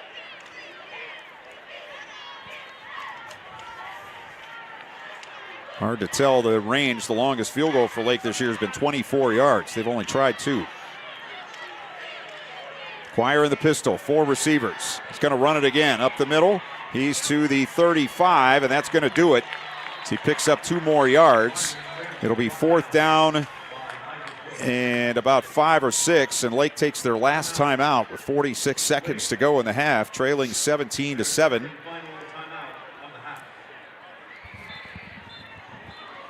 And that's a call. Seems to me that if you were more confident in your passing game, that you would not make a call like that. Yeah, absolutely. A little surprised with the timeout. You know, you don't want to give McKinley the ball back here. I mean, not real good field position, but, you know, anything could happen. Halftime, Minerva 7, Marlington nothing. Louisville up on Green 14-7. And Jackson still leading Glen Oak 7-0.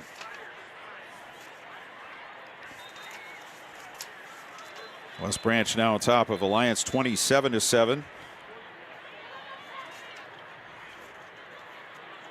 Louisville 14, Green 7, and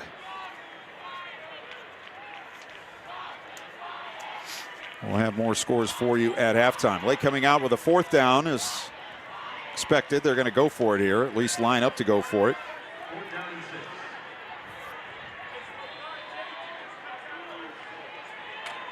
Ball on the McKinley 35, 4th and 5. Quire back to throw. Now he rolls to the near side.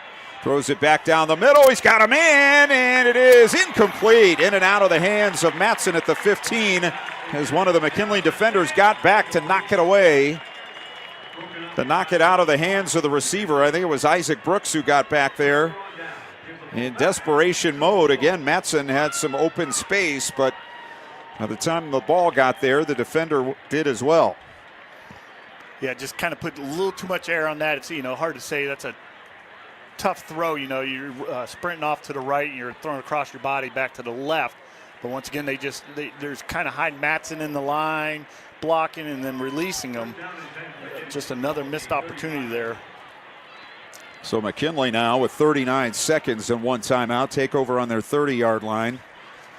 They'll bring trips to the near side, one out wide to the right. One back. Hayden, hands off, up the middle to the 40, to the 41 or 2-yard line. That is West. Spotted on the 41, 6-yard pickup. And McKinley does not have to run another play if they don't wish to, but they will get lined up. 20 on the clock. Play clock is off.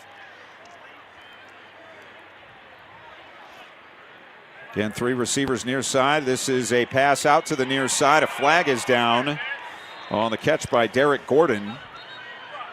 Thrown by the umpire behind the play.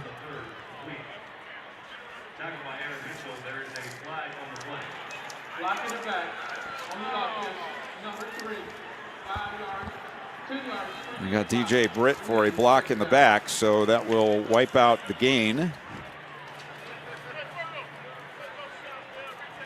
5 seconds to go before halftime.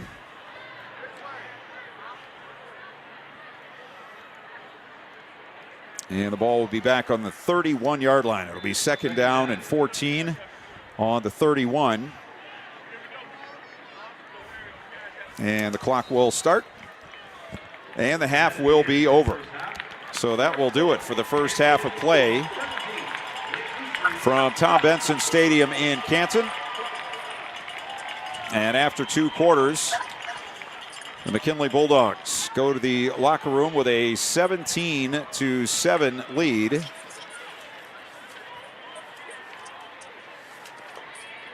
And as we said, in just a bit, we'll have halftime news. We'll also have scores of other games. We'll have our scout team players of the week and more for you at halftime of this one. So let's see now if we can send it down to Ryan Bevere on the sideline and see what his observation is as we go into halftime. So, Clint, the first half, McKinley is preaching they got to be physical with everybody. They want to beat down Lake, and Lake's the opposite. They're saying we have to do the fundamental things right. We have to do everything, the football things that matter right in between the lines, because Lake feels like that this game should be a lot closer than it is right now, 17-7. Bands are coming out. I'll see you in the second half. All right, thanks, Ryan. And we will see you in the second half as we get ready for halftime activities from Tom Benson Stadium. McKinley leading 17-7 at the break. We'll send it back to the studio for halftime activities. You're listening to High School Football presented by the Sarshone Auto Group on Q92. Are you looking to add beauty, privacy, and year-round greenery to your property? Smith Evergreen Nursery is a family-owned local grower of premium evergreens, perfect for privacy screens, windbreaks, and stunning landscaping. They grow what they sell, so you get healthy, long-lasting trees straight from the source. Call 330-575-2479, visit smithevergreen.com, or find Smith Evergreen Nursery on Facebook. Smith Evergreen Nursery, farm to yard.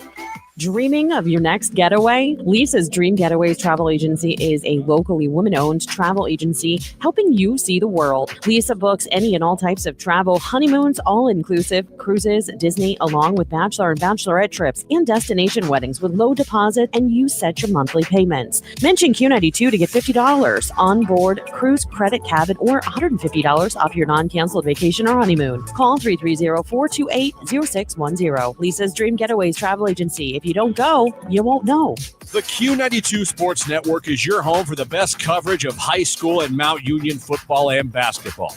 Be sure you're following us on our social media. Just follow Q92 Sports on Facebook, Instagram, YouTube, X, and Threads. You'll know what games we'll be broadcasting week to week, and we drop photos and videos from all of our high school and Mount Union broadcasts. Be sure to follow Q92 Sports on Facebook, Instagram, YouTube, X, and Threads. And stay connected to the Q92 Sports Network. From the newsroom, I'm Jeff Mears with this halftime edition of Q92 News. A man accused in a shooting at a North Canton apartment complex faces charges of felonious assault, discharging a weapon into a home or school, and inducing panic. Bond was set at $1.1 million during the first court appearance this morning for 38-year-old Brian Francisco. He was arrested after Thursday morning's incident at the Versailles Garden Apartments at Main and Apple Grove Streets. Francisco allegedly was shooting through the walls of an apartment when gunfire struck the victim. Police rescued the woman through a window as the shooting continued. She was taken to Mercy Hospital for treatment of multiple wounds. Her condition has not been released. There's not believed to be a connection between the shooter and victim. The Canton Metro Crash Team is investigating a fatal accident at Harrison Avenue and Navarre Road Southwest. 35-year-old Martin Hightower of Canton was pronounced dead at Altman Hospital at 4:30 this morning, less than half an hour after the crash. Police say Hightower was riding an electric bike when he failed to stop at a red light and was hit by a vehicle that was southbound on Harrison. The other driver was not hurt. Bond is set at $75,000 for a Columbiana County woman charged in a violent attack in Canton.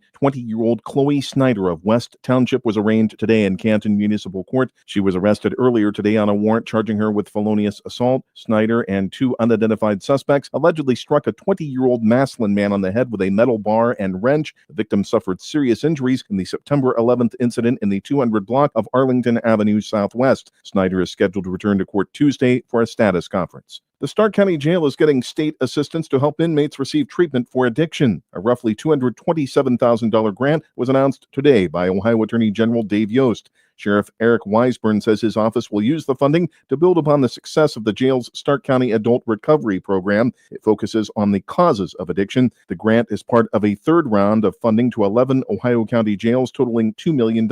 It expands the program's reach to 37 counties statewide. The Marlington Board of Education has approved the latest 5-year financial forecast. Thursday, Treasurer Bob Foss informed the board the district will end the current fiscal year with a balanced budget and a surplus of about $348,000. During a Wednesday work session, Ryan Gazzoni with Frontline Education cited previous cost-cutting as a factor. Deficit spending of roughly $547,000 is forecast in 2026 and about $1.2 million in 2027. Foss says the projections reflect only the general fund. One reason for the deficit spending is the transfer of Nexus Pipeline settlement money from the general fund to the Capital Projects Fund for building improvements. Superintendent Dan Swisher believes the district will have to ask voters for new operating funds within the next 10 years.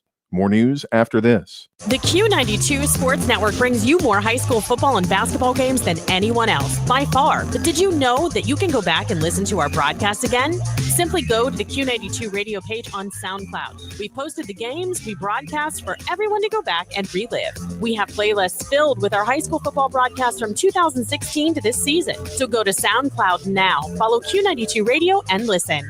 And thank you for listening to all of our sports broadcasts of high school football and basketball on the Q92 Sports Network. Nimishillen Township trustees learned of a new zoning process Thursday. WDPN's David Schur reports. Upgrading to an online permit application simplifies the process, eliminates paperwork and filing cabinets, and provides a permanent record of the processing. The procedure is also adaptable to other required records for other township departments. Trustees also approved a $3,960 purchase of 23 pair of fire retardant Nomex pants from Livingston's Uniforms of Akron. Trustees also approved monthly department reports. A Portage County grand jury has indicted a woman on 2 counts of animal cruelty. 35-year-old Sarah Senny is accused of leaving her 2 dogs locked inside a mobile home without food or water and allowing them to starve to death. An investigation began in June after the Portage Animal Protective League received a tip about the animals' welfare. Neighbors said they hadn't heard the dogs in 3 months. A humane officer found them dead inside the trailer. Their bodies were severely decomposed and the floor was covered with feces. A former Lisbon teacher has pleaded guilty to 30 counts of pandering obscenity involving a minor and 15 counts of illegal use of a minor in nudity-oriented material or performance.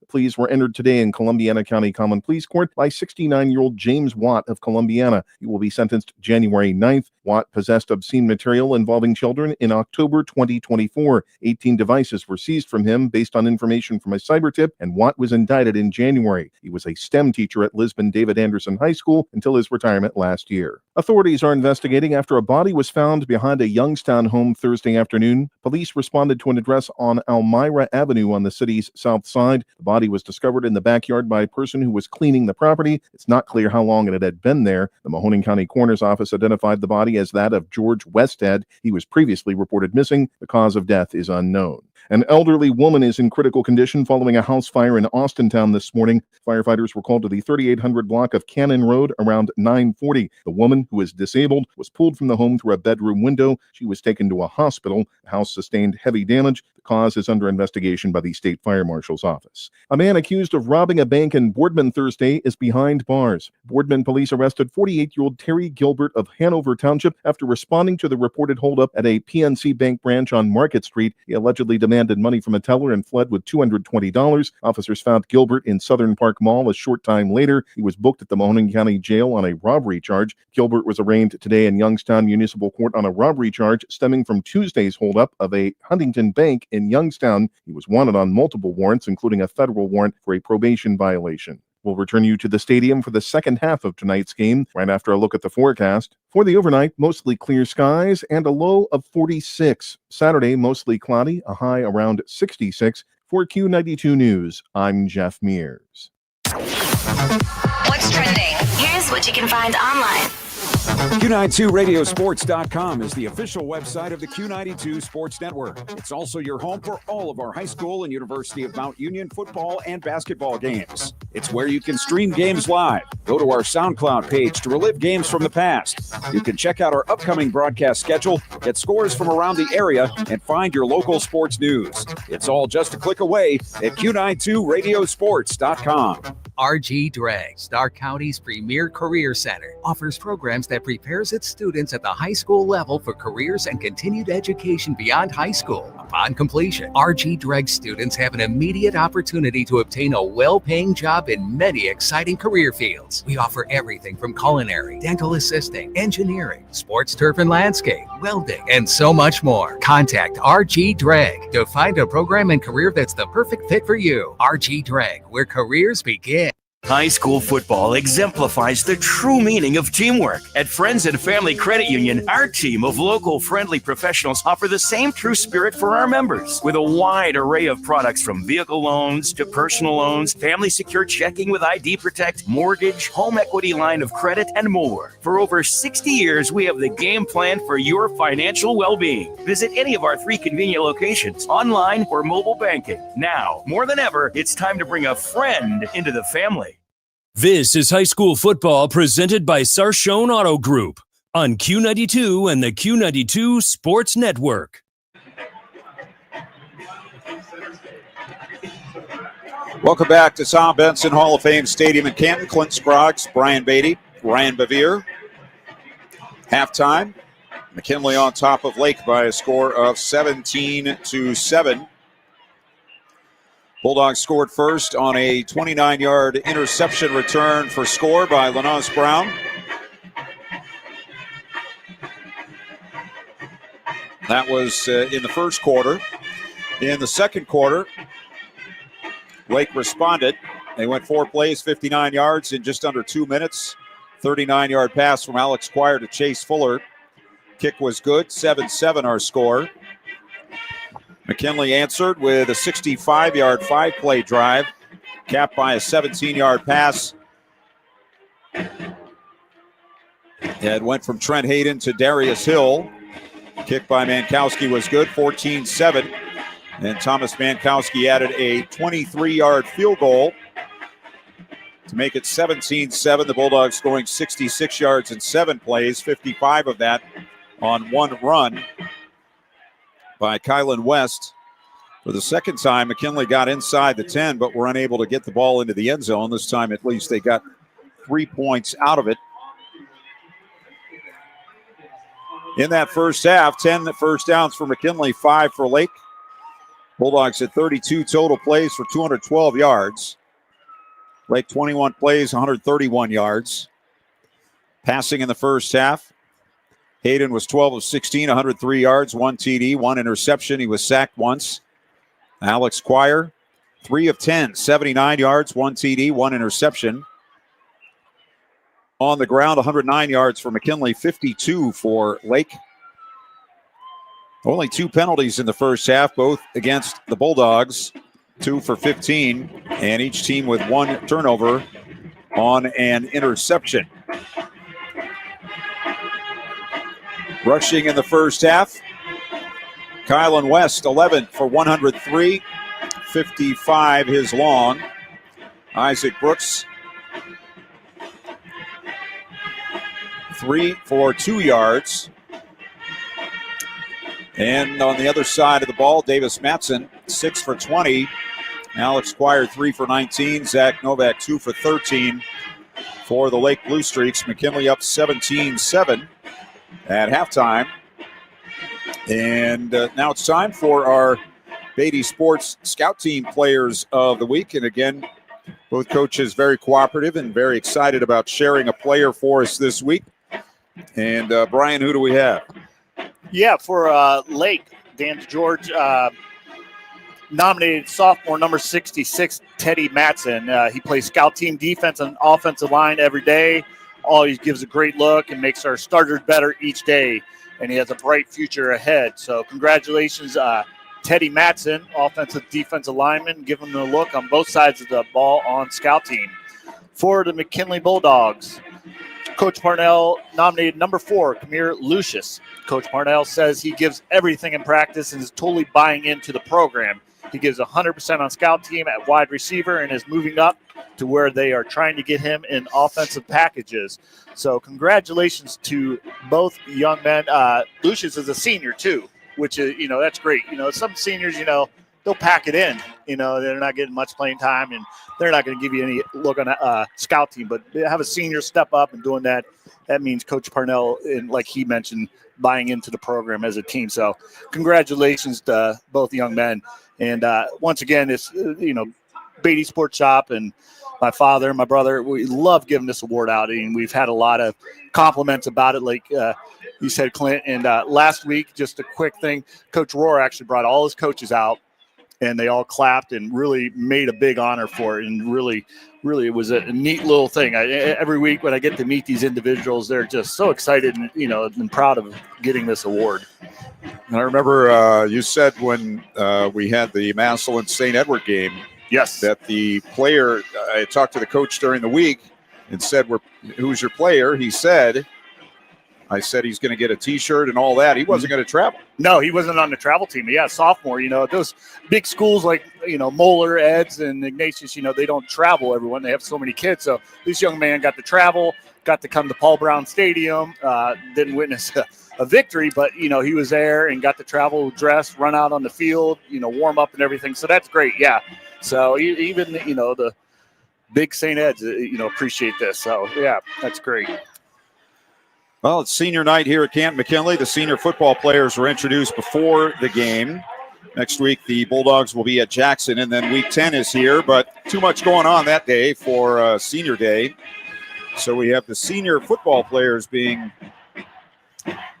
recognized here tonight. And we also have the Canton Middle School band members out there with the Bulldog Marching Band, and they are now running off the field after taking part in their part of the program, leaving the McKinley Band out there. And there are a ton of those middle school kids coming off with their instruments after joining the high school band on the field. So very cool for them. Let's take a look at some scores of other games. I had it just a minute ago. There it is. All right, let's see what we have right now. Minerva up on Marlington, 7-0. Tuslaw and Northwest, 6-6. Jackson and Glen Oak, 7-7. Canton South, 21. Fairless, 7. Massillon, 24. Cornerstone, 7. Hoover, 28. Perry, 14. West Branch leading Alliance, 34-14. That game is just now going to halftime. Louisville and Green knotted at 14. And no scores in on the other games, including Tuskegee Central and East Canton, Aquinas and Richmond Heights, and Claymont and Sandy Valley. We don't have any scores on those games at the moment. Another thing to look at this time of year, computer points. And in Division I, Region I, in which McKinley is a part, they are third. Mentor is first. 7-0. St. Ed's second, 6-1. That only loss at Massillon. McKinley is third, followed by Perrysburg, Toledo, Whitmer. Jackson is sixth, though they're in a dogfight tonight with Glen Oak.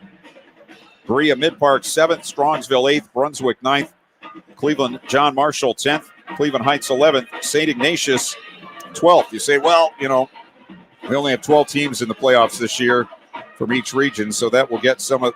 Well, Ignatius is 1-6, and they're the number 12 team. They are ahead of 3 2-win teams in that region. In Division II, Region 5, Walsh Jesuit is number 1. Lake is number 2, falling from 1 last week. Akron Hoban is third. All those teams have 1 loss, as well as Nordonia with 1 loss. Austintown Fitch, Garfield Heights all with 1 loss.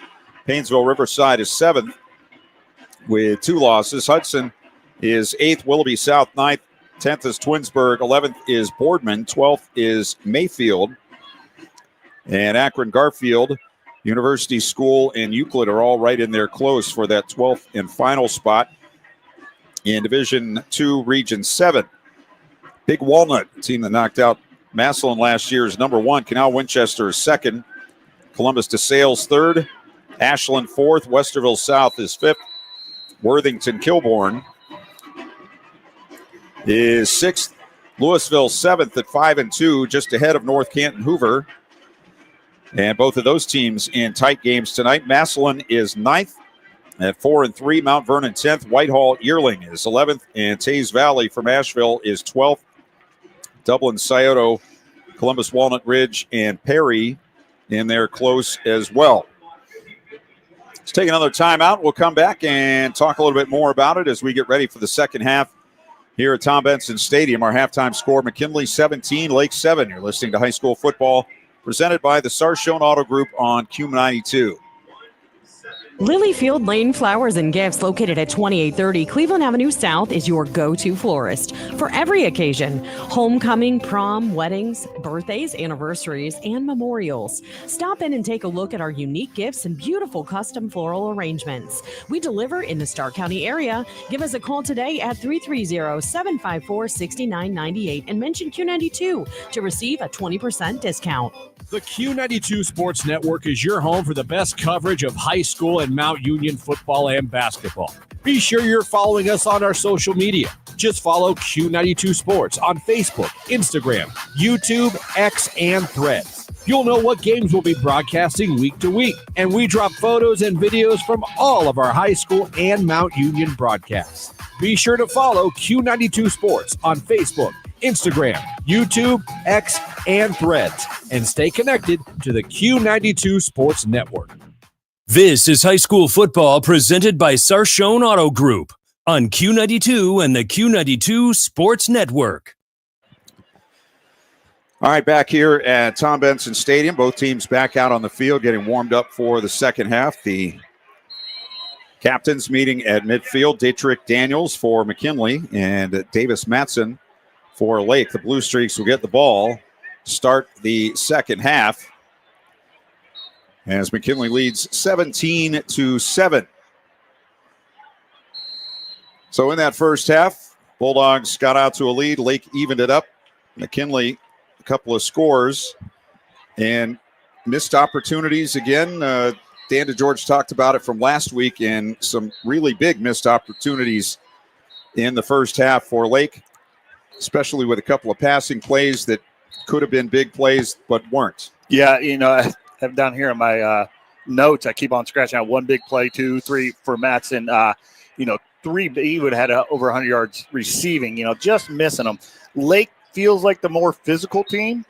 And, it seems to, this game's, it's not, anywhere out of sight right now. But you look at McKinley's had 2 drives in the red zone and, some missed opportunities. The interception, had a big penalty on the other one that kind of drove him back. And, just haven't punched it in that way. It could be, a lopsided game with Lake actually being more physical. So, yeah, clean it up. The pick 6 really hurts. That's 7 points there. And, yeah, it's just I still don't got a feel in this game. That's how I feel. I just don't know who's going to play better the second half, who's going to come out, make the right moves and plays and, win this ball game.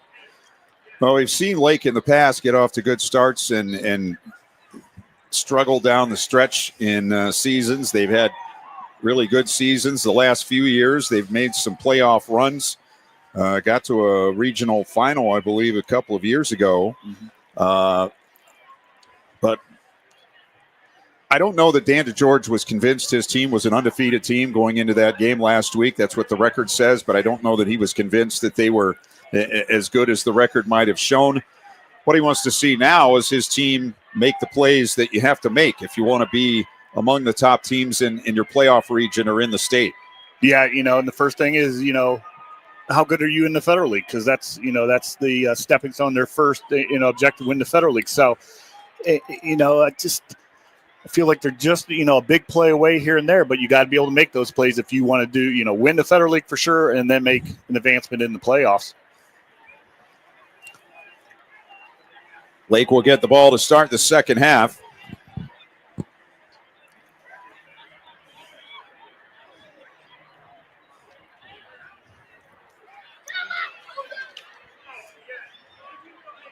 Next week, the Bulldogs will be at Jackson, as we said. Lake will host Hoover, so that's quite a gauntlet for the Blue Streaks. Last week, Jackson. Tonight, McKinley. Next week, Hoover. They'll have the Vikings at home. McKinley is at Jackson next week, and then the following week, week 10. Of course, Lake takes on Green. McKinley with the annual matchup against Massillon. That will be here on Saturday afternoon. By the way, we'll have a big pregame show for you. 11:30 is the pregame that will start with Sam Berkwin and Ryan Keller from right here at the Hall of Fame Village. And that will be quite an event. We'll have lots of guests for you, and we'll get you ready for kickoff. It'll take the air from the booth at about 1:45, and the kickoff will be at 2 o'clock. Always an exciting day. McKinley lining up for the kickoff. And again, it does look like one of their players, Elijah Finn, who has been out with injury tonight, possibly in on some special teams because they had to take a timeout immediately after he went out of the game because they were missing a player. And they've had a little trouble getting lined up special teams wise. But now we're ready as Thomas Mankowski runs up and kicks off. It bounces at the 20, right into the hands of Chase Fuller. Comes up to the 25, to the 28. And he is brought down there by a couple of Bulldogs. Chase Fuller, who is a senior, has really broken out the last few weeks as a threat, receiving and returning kicks. 3 touchdowns last week and 1 here tonight.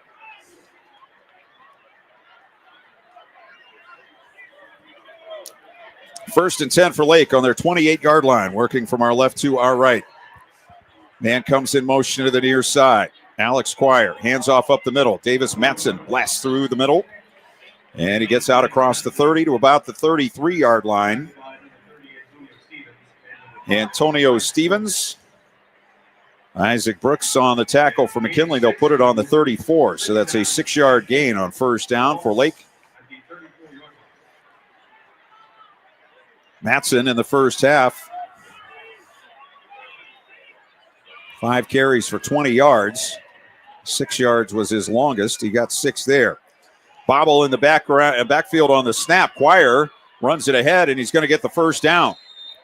Looked like it was going to be the same play, but Quire bobbled the snap and decided to just run up the middle, and he took it out to the 40. So a pickup of 6 there, and Lake moved the chains. First and 10.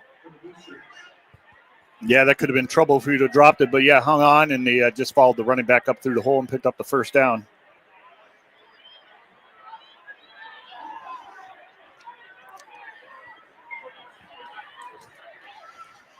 On the 40. They have 4 receivers to the near side of the field, and they run it up the middle. Here comes Matson. And he pushes his way out to around the 43. So a 3-yard gain. He went 4 wide to the near side, and then ran up the middle. You see if they come back to that, because McKinley did not have that picked up correctly. I don't know if I've seen a 4 wide before. That wasn't a Hail Mary type situation. Quad's right again. Yep, here they come.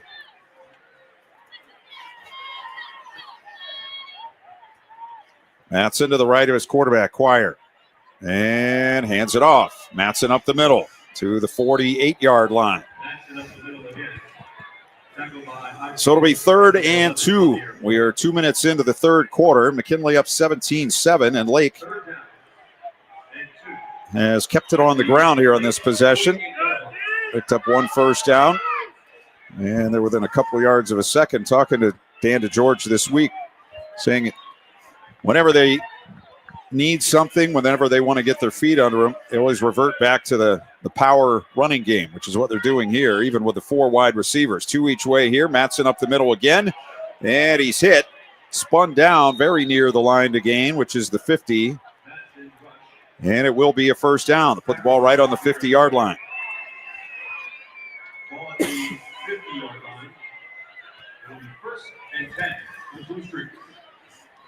Actually, the ball just nosing up against the 50, which I didn't think was far enough for a first down, but they moved the chains, so it will be a 1st and 10 for Lake. It's been a steady diet of Davis Matson on this possession. And again, they come with a 4 wide to the near side of the field.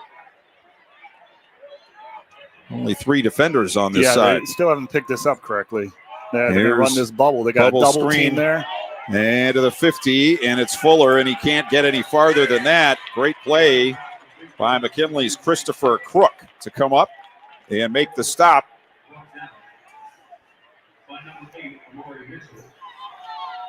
This is obviously something they've just recently added. I don't think we saw the 4 wide last week, and there they threw out of it for the first time. Yeah, I like the quads formation there. I don't like the double team. I'd rather see him kind of just punch, and go up to that second level and make that next block, and that would have released them. But once again, great pursuit by McKinley to pick that up after the initial stop. No gain on the play, 2nd and 10. Fuller in motion out to the left. They have 3 over there. Quire back. Now he's going to run.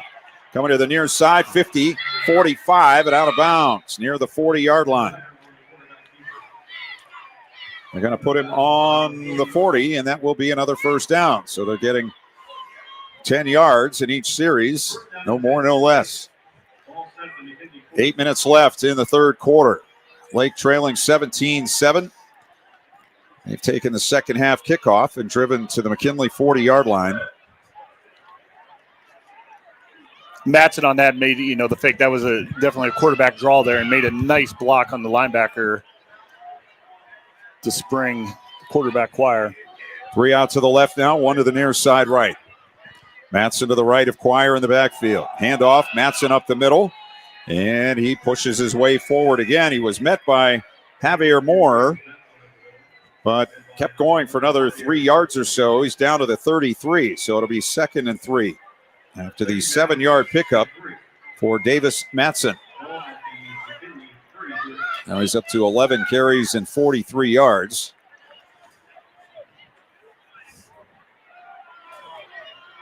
Can they go with trips now out to the left side? 1 to the near side. That's Novak. Quire in the pistol. Matson to his right. Handoff up the middle again. Matson going forward, twisted down, but pushing the defender down the field and picking up another Lake first down on the 26-yard line. You were talking about Lake being more physical in the first half. They are really showing it off here as they are running right at the Bulldogs with great success.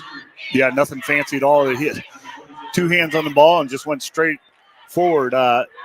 Number 11, J.B. Moore, he checked himself out of the ball game. I'm going to watch to make sure he's okay for McKinley. He's got some big defensive plays tonight. Here is a handoff and a hit in the backfield. I think that was Shannon Billiter who got the ball that time on 1st and 10 and gets nowhere. They'll spot him back at the line of scrimmage at the 26. So 2nd and 10.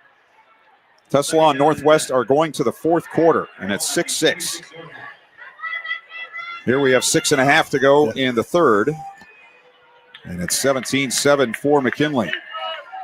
Twin receivers to either side of the field. Quire in the pistol. 2nd and 10. McKinley with 2 down linemen as Quire goes back, rush on, deep throw near side, and incomplete. Fuller was the intended receiver, but the defender had inside position. If he had turned around, he might have had a play on the ball, but as it is, it'll be 3rd and 10 for Lake on the McKinley 26-yard line. Yeah, it looked like a linebacker blitz or strong safety. I can't really see if it was the nickel strong safety who came and put a lot of pressure on Quire to get rid of that ball probably a little bit sooner than he wanted to. It's time to go with 3 out to the left, 1 to the near side. Quire wants to throw. Screen out to the left. Matson catches at the 29. He's to the 21-yard line. About the 20.5, and that'll set up a 4th down and about 4.5 here for Lake. They're down 10 midway through the third period. They've had the ball the entire third period. 6 minutes now and about 20 seconds.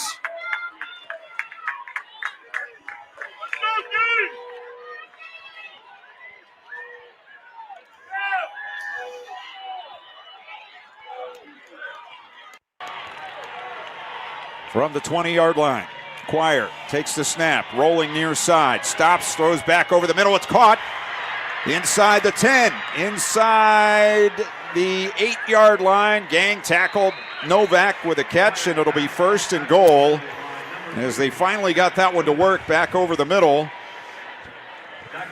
Looked like there were 2 receivers pretty close together, but Novak made the catch, and they'll put him down on the 7-yard line. Yeah, I really like that call. Really, Lake hasn't picked up that blitz real well tonight, sitting in the pocket. They moved the pocket, a little bit of roll out to the right, threw across his body, made a nice pitch and catch there. But a great call, when you don't think you can pick them up, you got to move that pocket, make them run a little bit further. Inside the RG Drag red zone, Lake on the 7.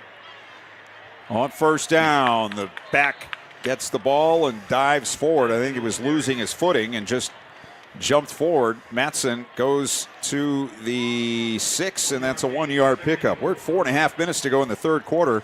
McKinley has not had the ball yet in the second half.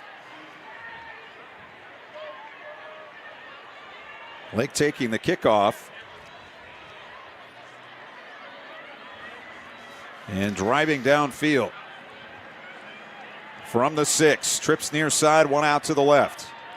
Alex Quire takes the snap, looks to throw. Now he's going to run, and he's going to be hemmed in and dropped at the 7.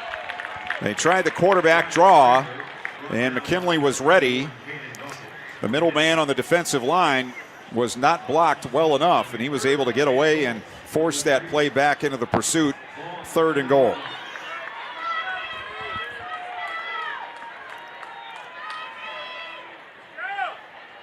McKinley defense has to be a little bit gassed here, but they've made a nice play to set up this 3rd and goal from the 7.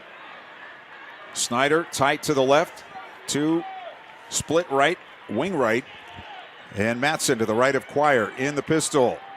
Play action to him. Quire throwing back far side of the goal line, and it's caught, but it's outside the end zone. The tackle is made on Fuller at the 3-yard line, so it'll be 4th and goal on the 3. Yeah, the inside receiver was about the 3-yard line. He caught the ball in the back corner of the end zone, same route. About the middle of the end zone was another receiver wide open. If he could have got that ball over that first initial line there, that would have been a touchdown. So now 4th and 3, and I imagine coach is going to go for it here. 4th and goal on the 3. Quire into the huddle with 12 on the play clock. Lake trying to complete this drive. Tight formation and a timeout. We'll take it with 2:41 to go in the third. 17-7 McKinley. You're listening to high school football presented by the Sarshone Auto Group on Q92. Northeast Ohio knows football, and Sarshone Auto Group knows Northeast Ohio. As an official partner of the Cleveland Browns, Sarshone Auto Group serves our community with the best selection and the best service. From Ford, Chevy, Chrysler, Dodge, Jeep, Ram, and more. From the toughest trucks to the SUVs that fit your family. Sarshone Auto Group, an official partner of the Cleveland Browns, and the place where Northeast Ohio comes to drive. Visit sarshone.com. This is high school football presented by Sarshone Auto Group on Q92 and the Q92 Sports Network. Well, Lake took the second half kickoff at around their 35-yard line, and they have used 9 minutes and 19 seconds to drive to the McKinley 3, where it is 4th and goal. 17-7, McKinley on top with 2:41 to go in the third quarter. Lake lining up to go for it. They have two wings and a tight end on the right, a tight end on the left. Matson to the right of his quarterback in the pistol. It is Matson running left, and he's in for the touchdown.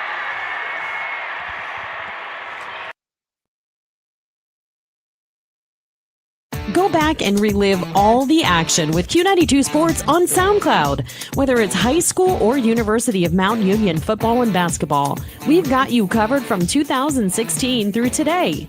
Catch every thrilling game and heart-pounding moment anytime you want. Q92 Sports is your go-to for local sports action. Find us on SoundCloud at Q92 Radio, and don't forget to stream all of our games live on Friday night at Q92Radiosports.com. Touchdown run by Davis Matson of 3 yards. The extra point is good, and with 2:38 to go in the third quarter, it's now McKinley 17 and Lake 14. And let's see how many plays that was. 16 is my guess, but oh, it's not up yet.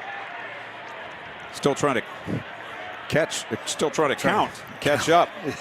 Yeah, great play call down there. You know, that's Lake football. You know, they lined the back up away from where they wanted to go, pulled both wings. They just made great blocks, put the McKinley defenders back in the back of the end zone, and really untouched going into the end zone. That was a very physical play. Like we said, I think Lake's won the physical battle so far tonight. Now they got to make a stop on defense. 17 plays, 72 yards. There you go. You missed a play in there somewhere. Yeah. So McKinley back to receive the kickoff by Moorhead, who made the extra point. And one back at the 5-yard line, two at the 10-yard line. Moorhead runs up and boots it to the far side of the field, taken on the 11. To the 15, to the 20, and the 22-yard line.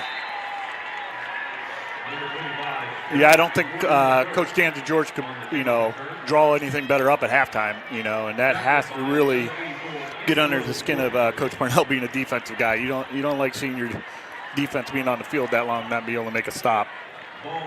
So McKinley will start at their 22, and they'll run their first offensive play of the second half with 2:31 to go.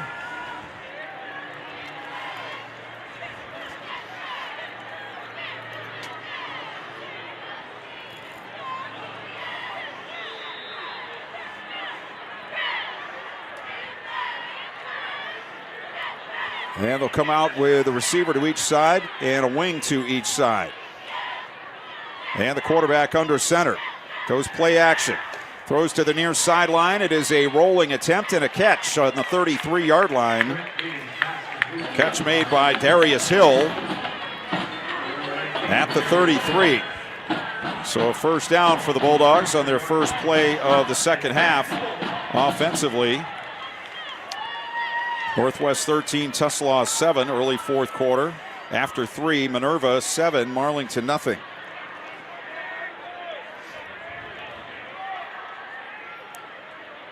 Trent Hayden in the pistol. Hands off up the middle. And now bouncing it out to the right is Kylan West. They'll get him on the 37. That'll be a pickup of about 4 yards on the play.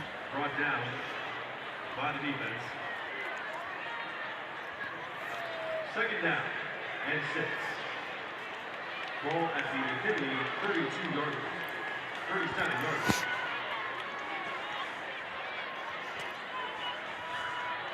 On the 37, second down and 6. Motion to the left.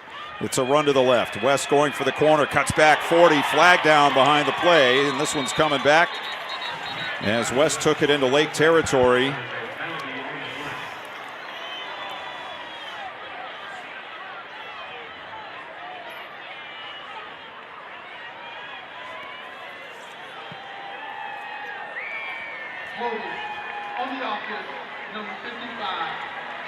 So that holding call will bring it back. Instead of a first down in Lake territory, the ball will be spotted on the McKinley 27, where it will be second down and 16. We have 1:26 to go. Yeah, I know it's, I think it's OHSA officials week, but that was a great block. He would just manhandle him, and the Lake guy was actually holding on to him. So I hate seeing that flag thrown there. That's a tough call. That was a nice block by Jacobs. Here's a handoff, or here's a fake to the near side, and a catch and a missed tackle. 30, 35, 39, 40-yard line. That was Darius Hill, who made a nice play. They nearly had him stopped for no gain, and he was able to break away and bounce up the near sideline. They'll spot him out of bounds on the 38, which will bring up a 3rd and 5 here for McKinley. Yeah, that was all Darius there, only 5'7", but I thought he was going to get a tackle for a loss, made a couple moves, and nice hard run, and got him a manageable 3rd down here. Trayvon Smith is in as a receiver. He'll come to the near side, 2 out to the right, 7 on the play clock, as McKinley has a 3rd and 5. They swing it out to the right.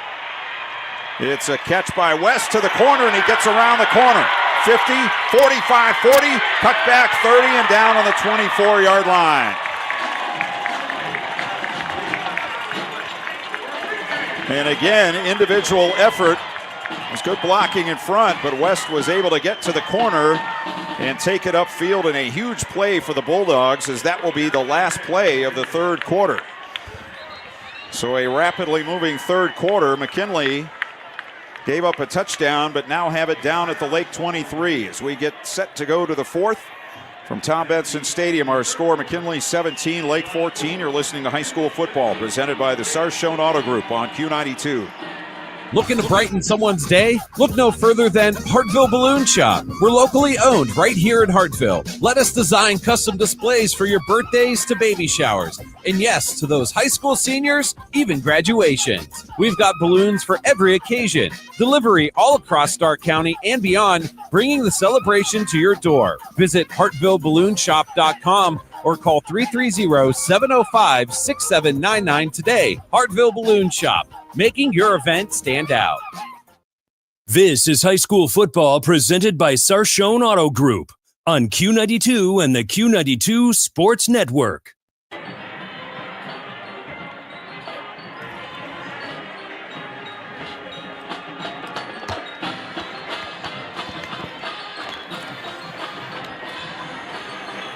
Through 3 quarters. Kylan West with 12 carries and 107 yards. And he also had a 39-yard reception there to end the 3rd quarter. And McKinley set up on the Lake 23-yard line. 1st and 10. They lead 17-14 as we go to the 4th. The Bulldogs now working from left to right. Trent Hayden in the pistol. Turns, hands it off, up the middle. And the ball's out. Looks like Lake has it. They do on the 20-yard line. Isaac Brooks, the ball carrier, took a hit. The ball came out, and Lake takes over. McKinley's 2nd turnover of the night. The other one was an interception. And the Blue Streaks, having just driven over 70 yards for a touchdown on their last possession, get the ball back on their 20, trailing by 3 here early in the 4th quarter. Yeah, and another missed opportunity for McKinley driving deep inside their territory again.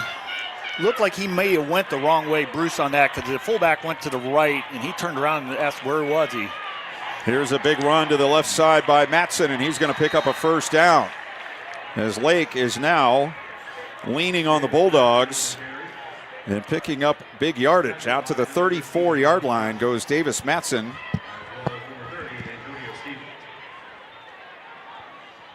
First and 10 for Lake. Ball at the 34-yard line. Matson now with 15 carries and 68 yards. Most of that in the second half. He'll get it again. Running right this time. The Bulldog hits him low and takes him down after a gain of 2. Ball on the 36-yard line. Madison up the middle again.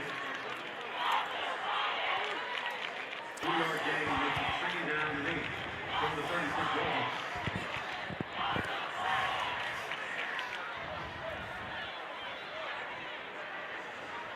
Quire goes to the far side to get the play. First, second and 8 actually for Lake from their 36-yard line. Trips to the right, one to the near side. Alex Quire drops the snap. Ball's on the ground. He falls on it back on the 28-yard line. So an unforced error there for Alex Quire, and that is a loss of about 8 yards on the play. It's going to be third down and 16. 10:35 to go in the fourth. 17-14. McKinley on top. Yeah, Quire just took his eye off the ball there. They were trying to run that slant. He was going to try to get rid of it quick, and he was watching the receiver, defender at the same time and just didn't field that properly. It wasn't really a bad snap at all. 2 receivers each way. Quire on 3rd and 16. Sends Fuller in motion to the right. He's going to roll to the right. Still rolling. Throws back down the middle. It's intercepted. Picked off on the 36-yard line. The Bulldogs were ready for that one. We've seen that play before, but I believe it was Shad Davis who came down with the interception for McKinley. And their second of the night.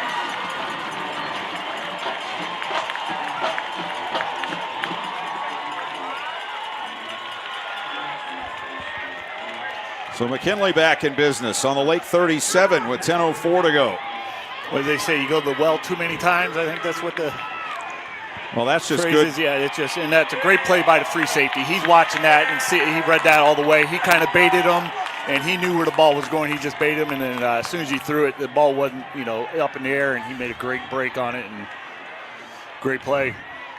From the 37, 1st and 10, McKinley. Hayden hands off to West, running left, and Lake all over that one.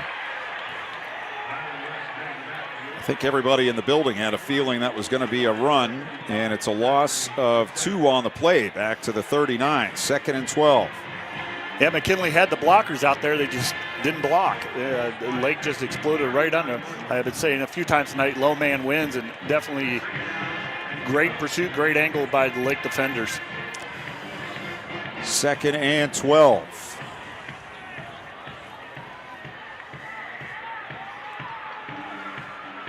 Receiver each way, wing to each side for McKinley. With West behind Hayden in the pistol. Play action. Hayden fading to his left, flag down, passing out of bounds, incomplete.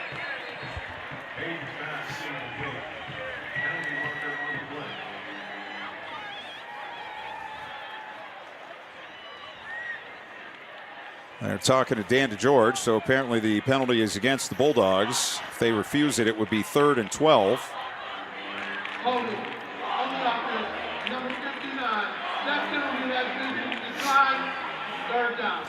So they do decline the penalty. 3rd and 12, Bulldogs on the Lake 39 with 9:13 to go.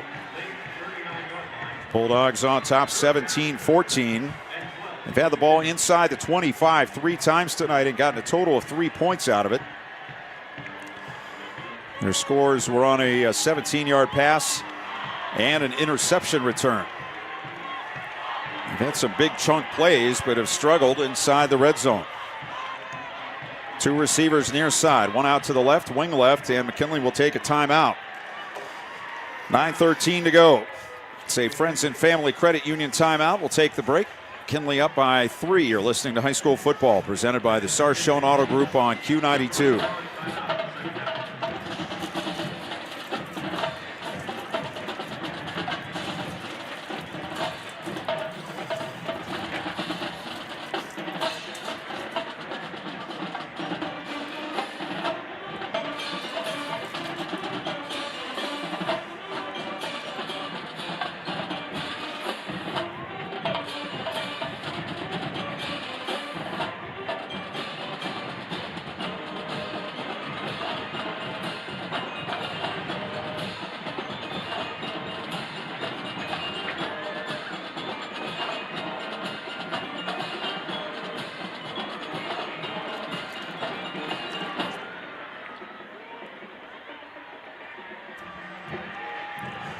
McKinley with a 3rd and 12 on the Lake 39-yard line. They lead by 3 with 9:13 to go.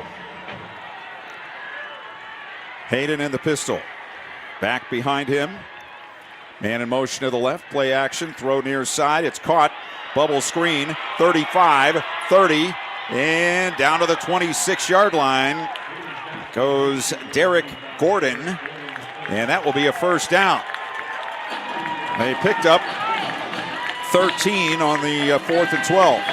Yeah, another just second effort, just a missed tackle by Lake on these bubbles one-on-one. They're having a hard time bringing these receivers down to McKinley.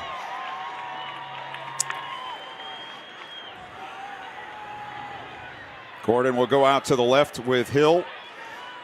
DJ Britt to the near side. West, the running back, gets the handoff straight up the middle to the 25 to about the 24-yard line. That'll be about a 3-yard pickup for the sophomore running back.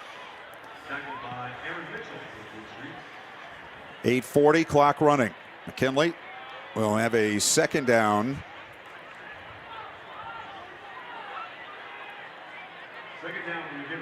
Second and 6 on the 23.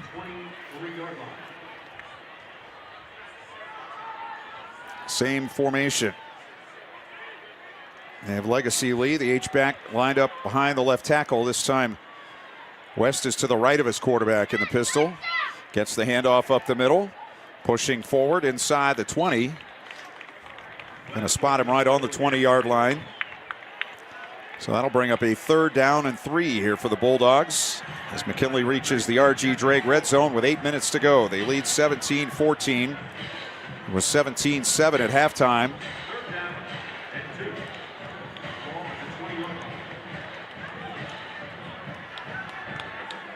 And again, they come out with the 2 receivers left, 1 to the near side.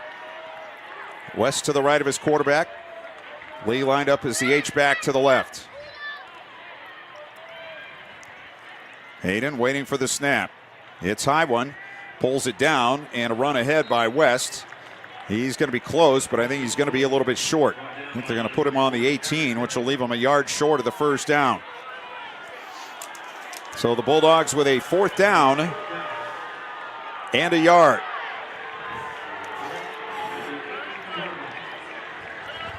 Clock ticking down to 7 minutes to go. This time they'll send Hill out to the left, Britt to the near side, and they'll have double wings.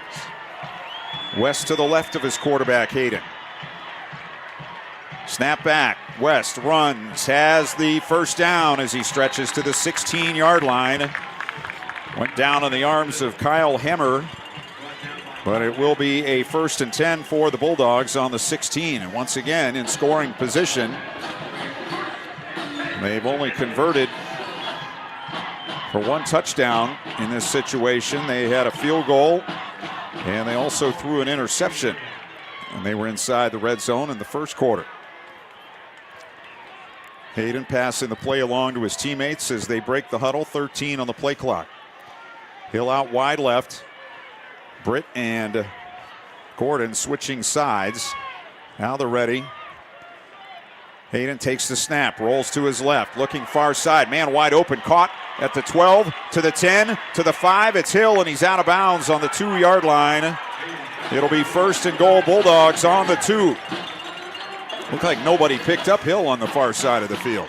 No, they came with that blitz, and whoever that blitz was, that's their hot route, and he's wide open. So nice. Hayden, I've been impressed each week with this young man. He has so much composure out there. He never thinks he looks like he's flustered or anything. He really gets them lined up where they need to be, patience, gets a snap, and great read there.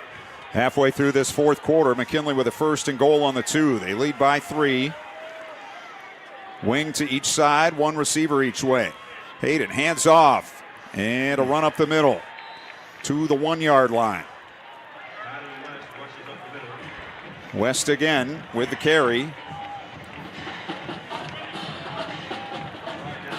Jackson 14, Leno 10. Late third quarter.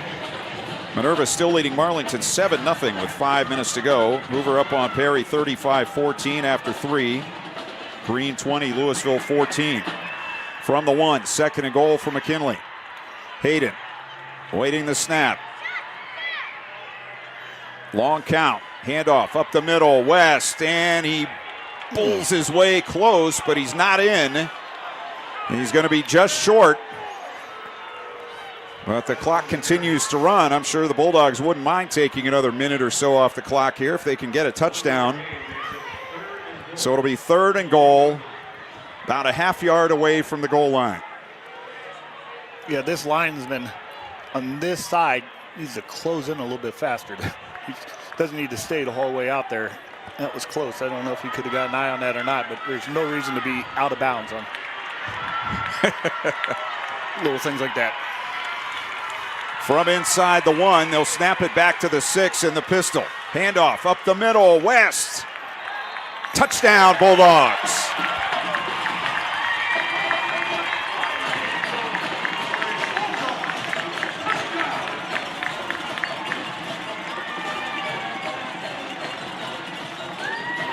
So McKinley, after the interception, used their ground game for the most part to drive it down for a score, to go up 2 scores with under 4.5 minutes to go.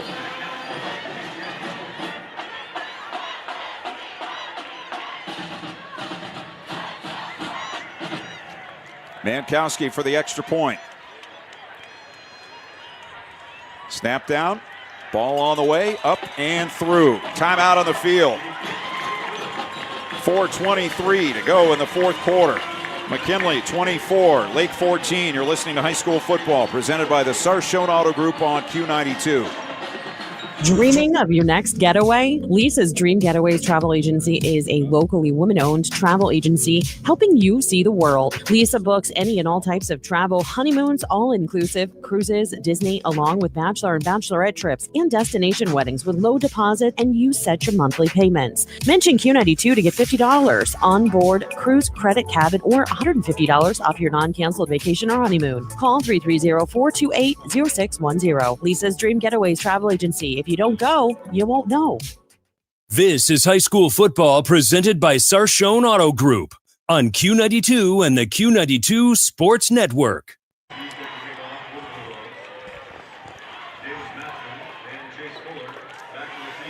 Kylan West with his first touchdown of the night and his 8th of the season. McKinley goes 37 yards in 11 plays. 5:41 it took to go 37 yards. And McKinley now with a 24-14 lead with 4:23 to go. Northwest beat Tuslaw 13-12 tonight. Yeah, Coach DeMarco was worried about that game. I talked to him this week. Had 2 kids out with strep, 3 kids with COVID. I mean, just weird, not serious injuries, just kind of just running through the team. Here's a bouncing kick to the near side, taken at the 25, out to the 30, and to the 32-33 yard line. And that's where Lake will take over first and 10. Return man was Matt Crespo, a sophomore. And it will be Lake's ball. With 4:16, they have 2 timeouts remaining. And they trail by 10 points.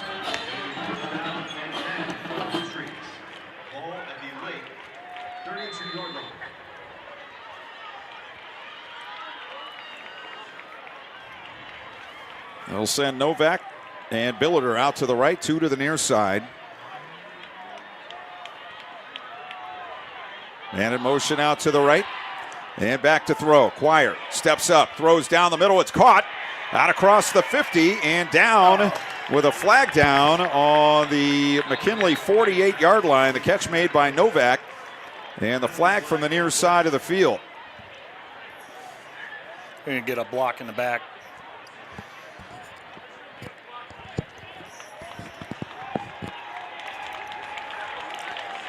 So it's going to go against Lake. I don't think it's going to wipe out the entire play, but we'll see. They'll put it back on the 40. So it'll be 1st and 2 here for Lake.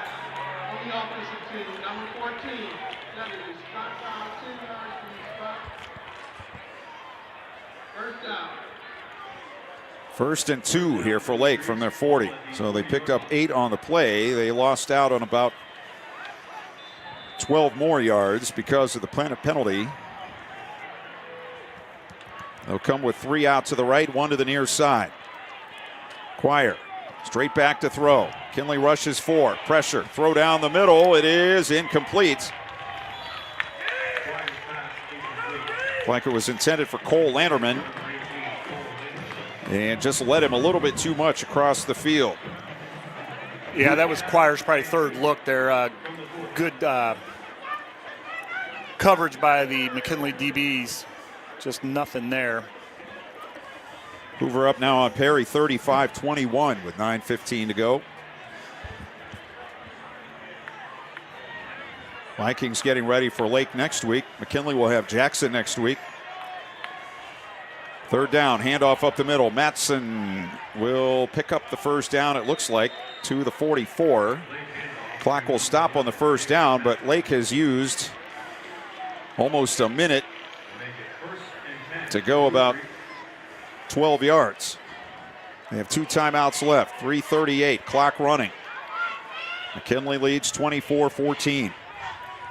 Quire rolls out to his right, steps up, wants to throw deep, throws to the outside, and it's in and out of the hands of Fuller on the 40-yard line. Good throw there by Quire. Found his man, put it on him, and Fuller couldn't hang on. Just Lake, another case of not making a play there that would have put him well into McKinley territory. Clock at 3:26 now.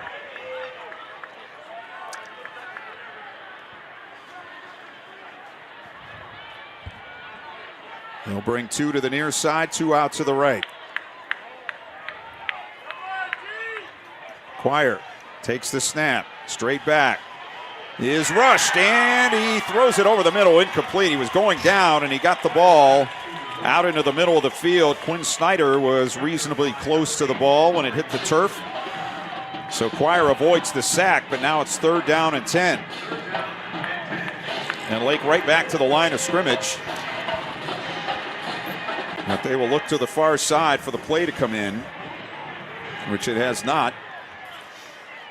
Yeah, that was a big play by Quire. You know, that sack would have ran the clock more, even another 10 yards back, and he had enough strength to get that ball across the line of scrimmage even, and there was a receiver somewhat in the area. On 3rd and 10, Quire rolling right, throws it, tipped into the hands of a Lake player. Downfield, I think it's Billiter at the 41. It's a first down. He was throwing it short for a receiver that was well covered. Somebody tipped it, and the ball just kept going into the hands of the receiver.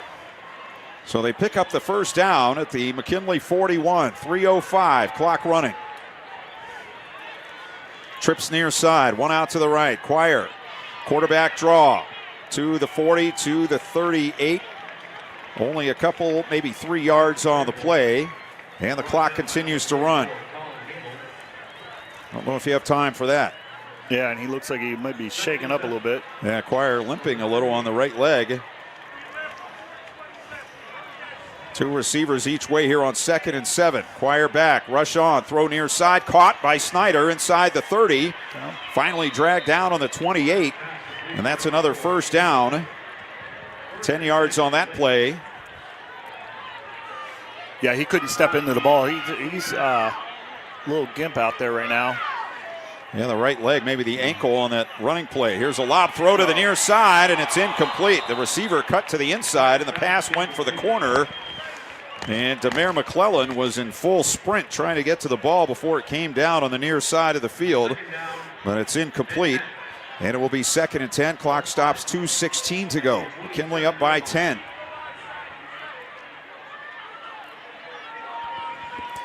Quire now 10 of 24 for 146, 1 touchdown, 2 interceptions. From the 27 of McKinley, Lake with a 2nd and 10. Trips near side, 1 out to the right. Quire looking near side, throws middle, caught at the 20, short of the first down by Landerman. Thrown down to the turf by McClellan. It'll be 3rd down and about 2. 2 minutes to go. 3rd and 2. Still 2 timeouts for Lake. Handoff. Big hole. 15, 10. It's Matson to the 5 and still going down to the 2-yard line. 1st and goal for Lake.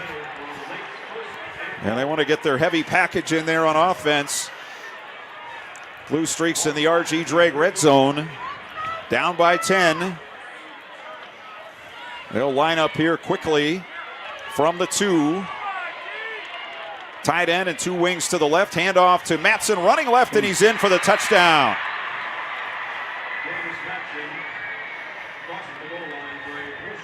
Davis Matson with his 2nd touchdown of the night. And Lake now within 4.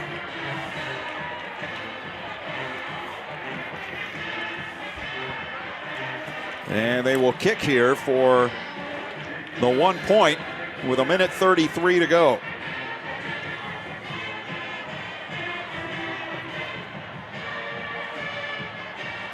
Here's the kick on the way and through. Timeout, 1:33 to go in the 4th quarter. McKinley 24, Lake 21. You're listening to High School Football, presented by the Sarshone Auto Group on Q92.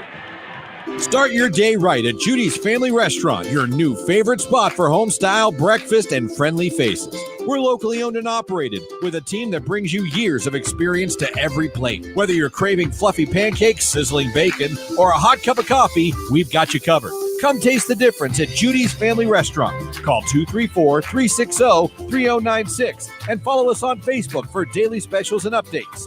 Judy's, where breakfast feels like home. This is high school football presented by Sarshone Auto Group on Q92 and the Q92 Sports Network.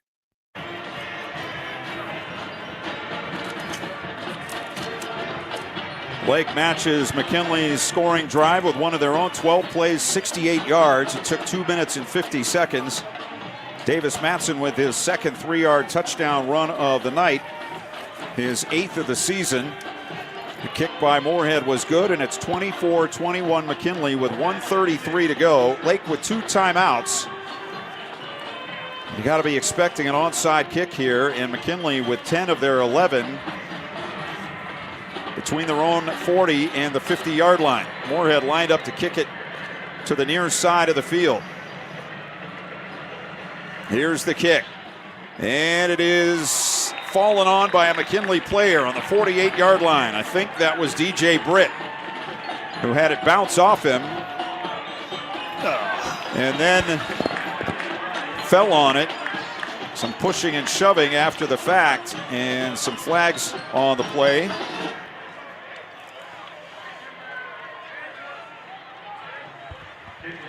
We'll see if they get one on either side. I saw the first one that drew the first flag came after a push by a Lake player, but I don't know what was seen otherwise.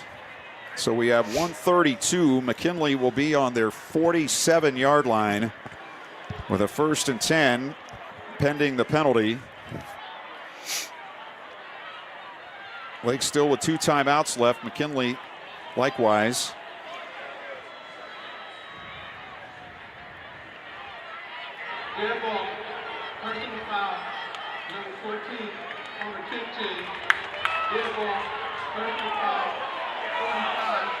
So they're going to get one each way, so they'll offset. So the Bulldogs will take over on their 47, 1st and 10 with 1:32 to go. One first down would end it.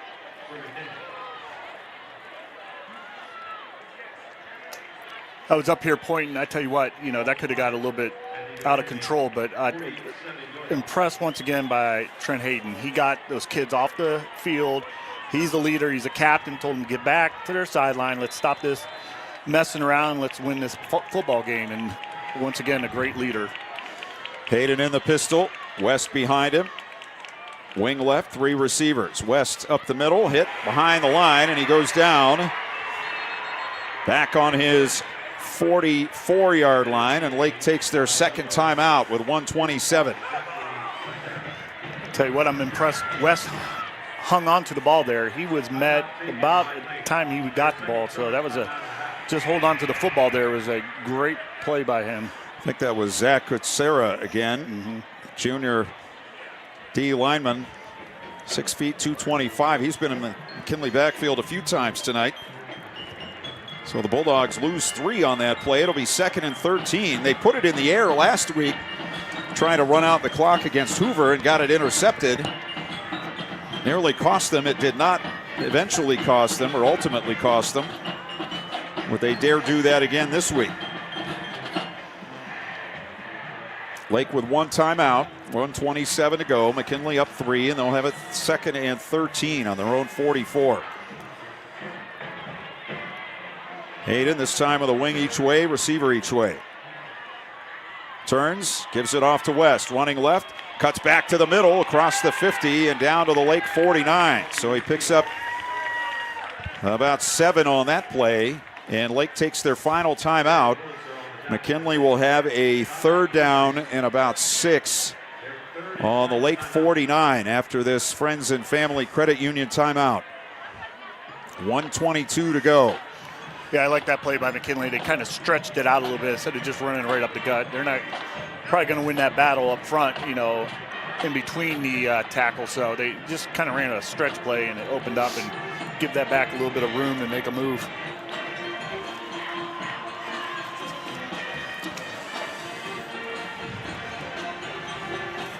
I think about 3rd down. You also have to think about 4th down. What happens if you don't make it, if you get close to making it? I would think you would be punting it away. Yeah, you might around midfield. Quick kick, something to that effect. Looking here, I think Lake only has 1 field goal this year, 24. So it's not really a weapon for them. They're going to have to either get inside the 20 or just score. So if they want an opportunity to win this, McKinley on 3rd and 6. From the Lake 49, trips near side, 1 out to the right. West to the left of quarterback Hayden. Lake showing blitz, and McKinley will call a timeout. We'll take the break with 1:22 to go. Bulldogs up by 3. You're listening to High School Football, presented by the Sarshone Auto Group on Q92. RG Drag, Stark County's premier career center, offers programs that prepares its students at the high school level for careers and continued education beyond high school. Upon completion, RG Dreg students have an immediate opportunity to obtain a well-paying job in many exciting career fields. We offer everything from culinary, dental assisting, engineering, sports turf and landscape, welding, and so much more. Contact RG Dreg to find a program and career that's the perfect fit for you. RG Dreg, where careers begin. This is high school football presented by Sarshone Auto Group on Q92 and the Q92 Sports Network. 1:22 to go here at Tom Benson Stadium. Clint Scroggs, Brian Beatty, Ryan Bevere with you for this big Federal League battle. McKinley leads by 3, and they have it 3rd down and 6 at the Lake 49. Lake now out of timeouts. It's time they go trips left, 1 to the near side. Hayden in the pistol. Snap back, run up the middle, and hit for a loss. They tried to fool him with a run. And there's that man again. Nobody blocked Zach Kutsera, and we have an injured Lake player down on the field. That is Aaron Mitchell. Stopping the clock with 1:09 to go.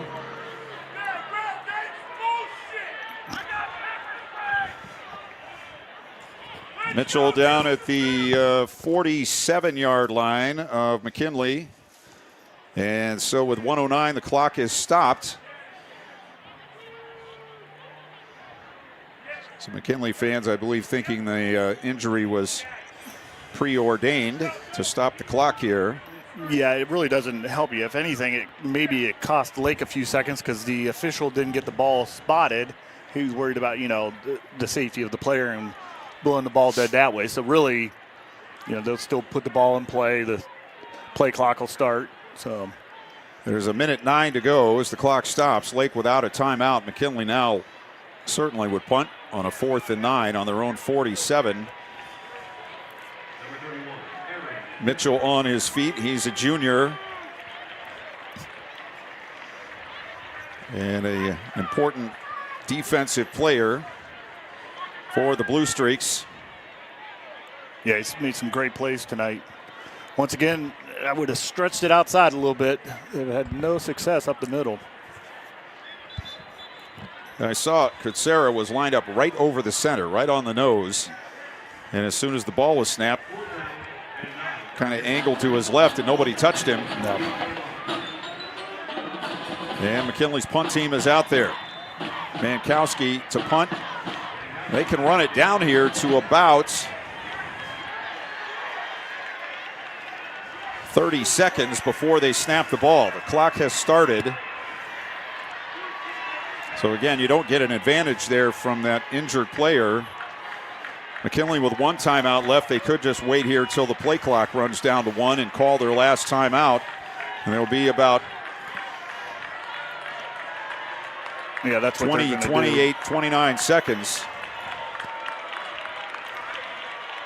Renzi Parnell standing next to the referee. And he calls his timeout with 1 on the play clock and 29 on the game clock. So the Bulldogs will now have to get the punt executed. Not looking for anything special here. You just want to get the ball out. It'll be interesting if Lake lines up a little different. They didn't look like they were going to bring pressure the way they were lined up there, but of course Coach George Price thought he was going to run the clock down and call that timeout, so they might give him a little different look here.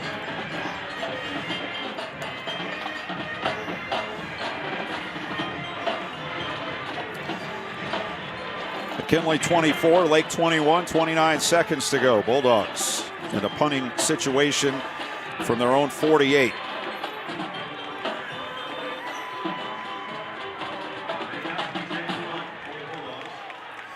Green has beaten Louisville tonight, 27-14. So 2 straight wins for the Bulldogs. Here are the McKinley Bulldogs trying to get this punt away. Snap is good. Rush coming. Kick is away. Not a very good kick. Straight up almost. Takes a sideways bounce. Still bouncing. Still bouncing. And they'll down it on the 39-yard line with 18 seconds to go. That's only a 13-yard punt, but it didn't get blocked. And Lake will have to go 61 yards in 18 seconds with no timeouts. Yeah, Kyle Hammer just missed blocking that. So McKinley, I know it only went 13 yards, but they'll take the 13 yards instead of maybe scoop and score. All day. 2 receivers each way. 1 back. Alex Quire, senior quarterback in the pistol. His team down 3 in the final 20 seconds. Back to throw. Sets up. Fires deep near side. Ball in the air. Incomplete. Snyder, the intended receiver, at the 30-yard line. Good coverage, but the defender jumped a little early. That was Lanaz Brown, who had the interception return for touchdown earlier. And the ball got through, but Snyder couldn't reach it. 12 seconds. Yeah, Lake's going to have to play the sidelines here. They can't go anything in the middle. Lake, no timeouts. They trail by 3 on their own 39 with 12 seconds to go. Snyder and Billiter near side, 2 out to the right. Back to throw. Quire, 4-man rush. Deep throw far side. Ball in the air. Ball in the air. Ball in the air. Intercepted at the 21-yard line. McKinley's third interception of the night.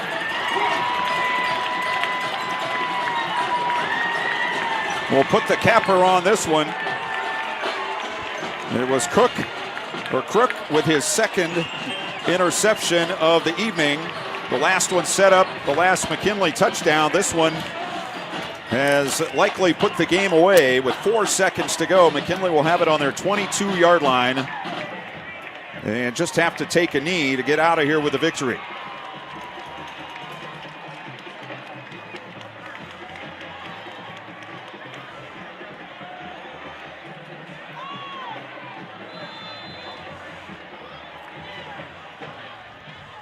Snap. Quarterback takes a knee, and the Bulldogs are winners. Final score from Tom Benson Stadium. McKinley 24, Lake 21. We'll come back to wrap it up after a timeout. You're listening to High School Football presented by the Sarshone Auto Group on Q92.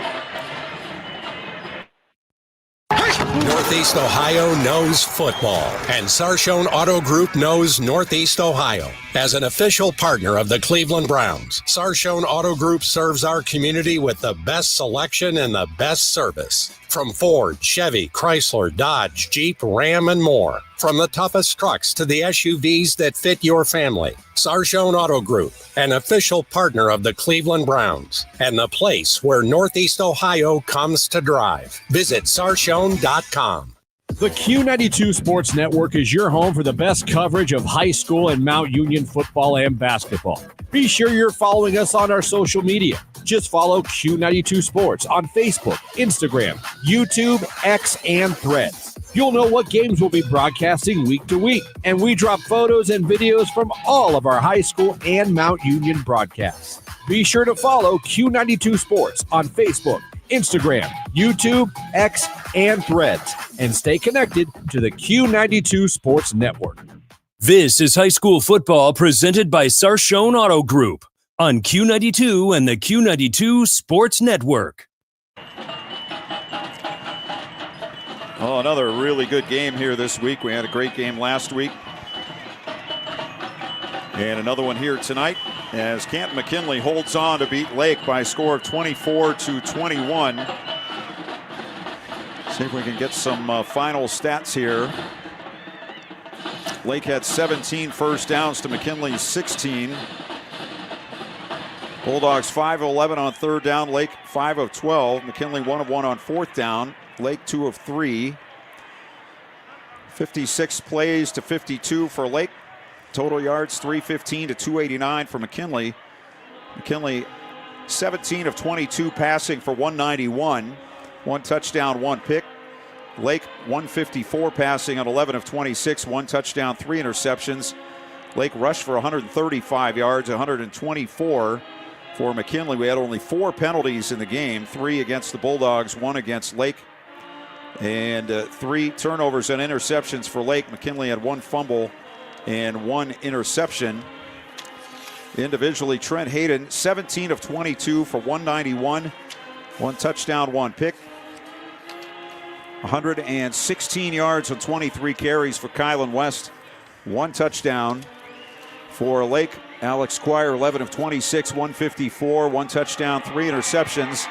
Davis Matson, 19 carries, 93 yards, and 2 touchdowns to lead the way for their teams respectively. Darius Hill had 106 yards receiving on 10 catches, and he had 1 touchdown. So Lake losing their second in a row, fall to 6-2. McKinley go to 7-1, and we talked about it at halftime, Brian. It was close. It seemed like Lake might be the more physical team. They showed it in the third quarter, but they just had too many missed opportunities tonight to win this game. Yeah, missed opportunities early in the game, and then McKinley was successful inside the red zone and got the score there when they needed to and stepped up. They could have folded a little bit after that drive. That takes a lot of momentum on you. But I go back to what I said earlier in the game.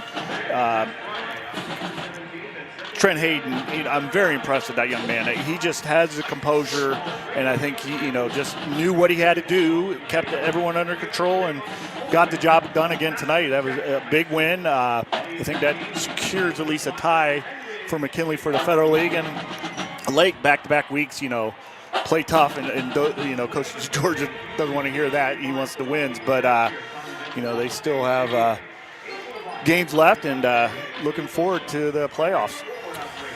All right, let's see some other scores. Hoover beat Perry tonight 35-21. Lions has come back. They trail West Branch now 34-28. And the Aviators with the ball now. Green 27, Louisville 14.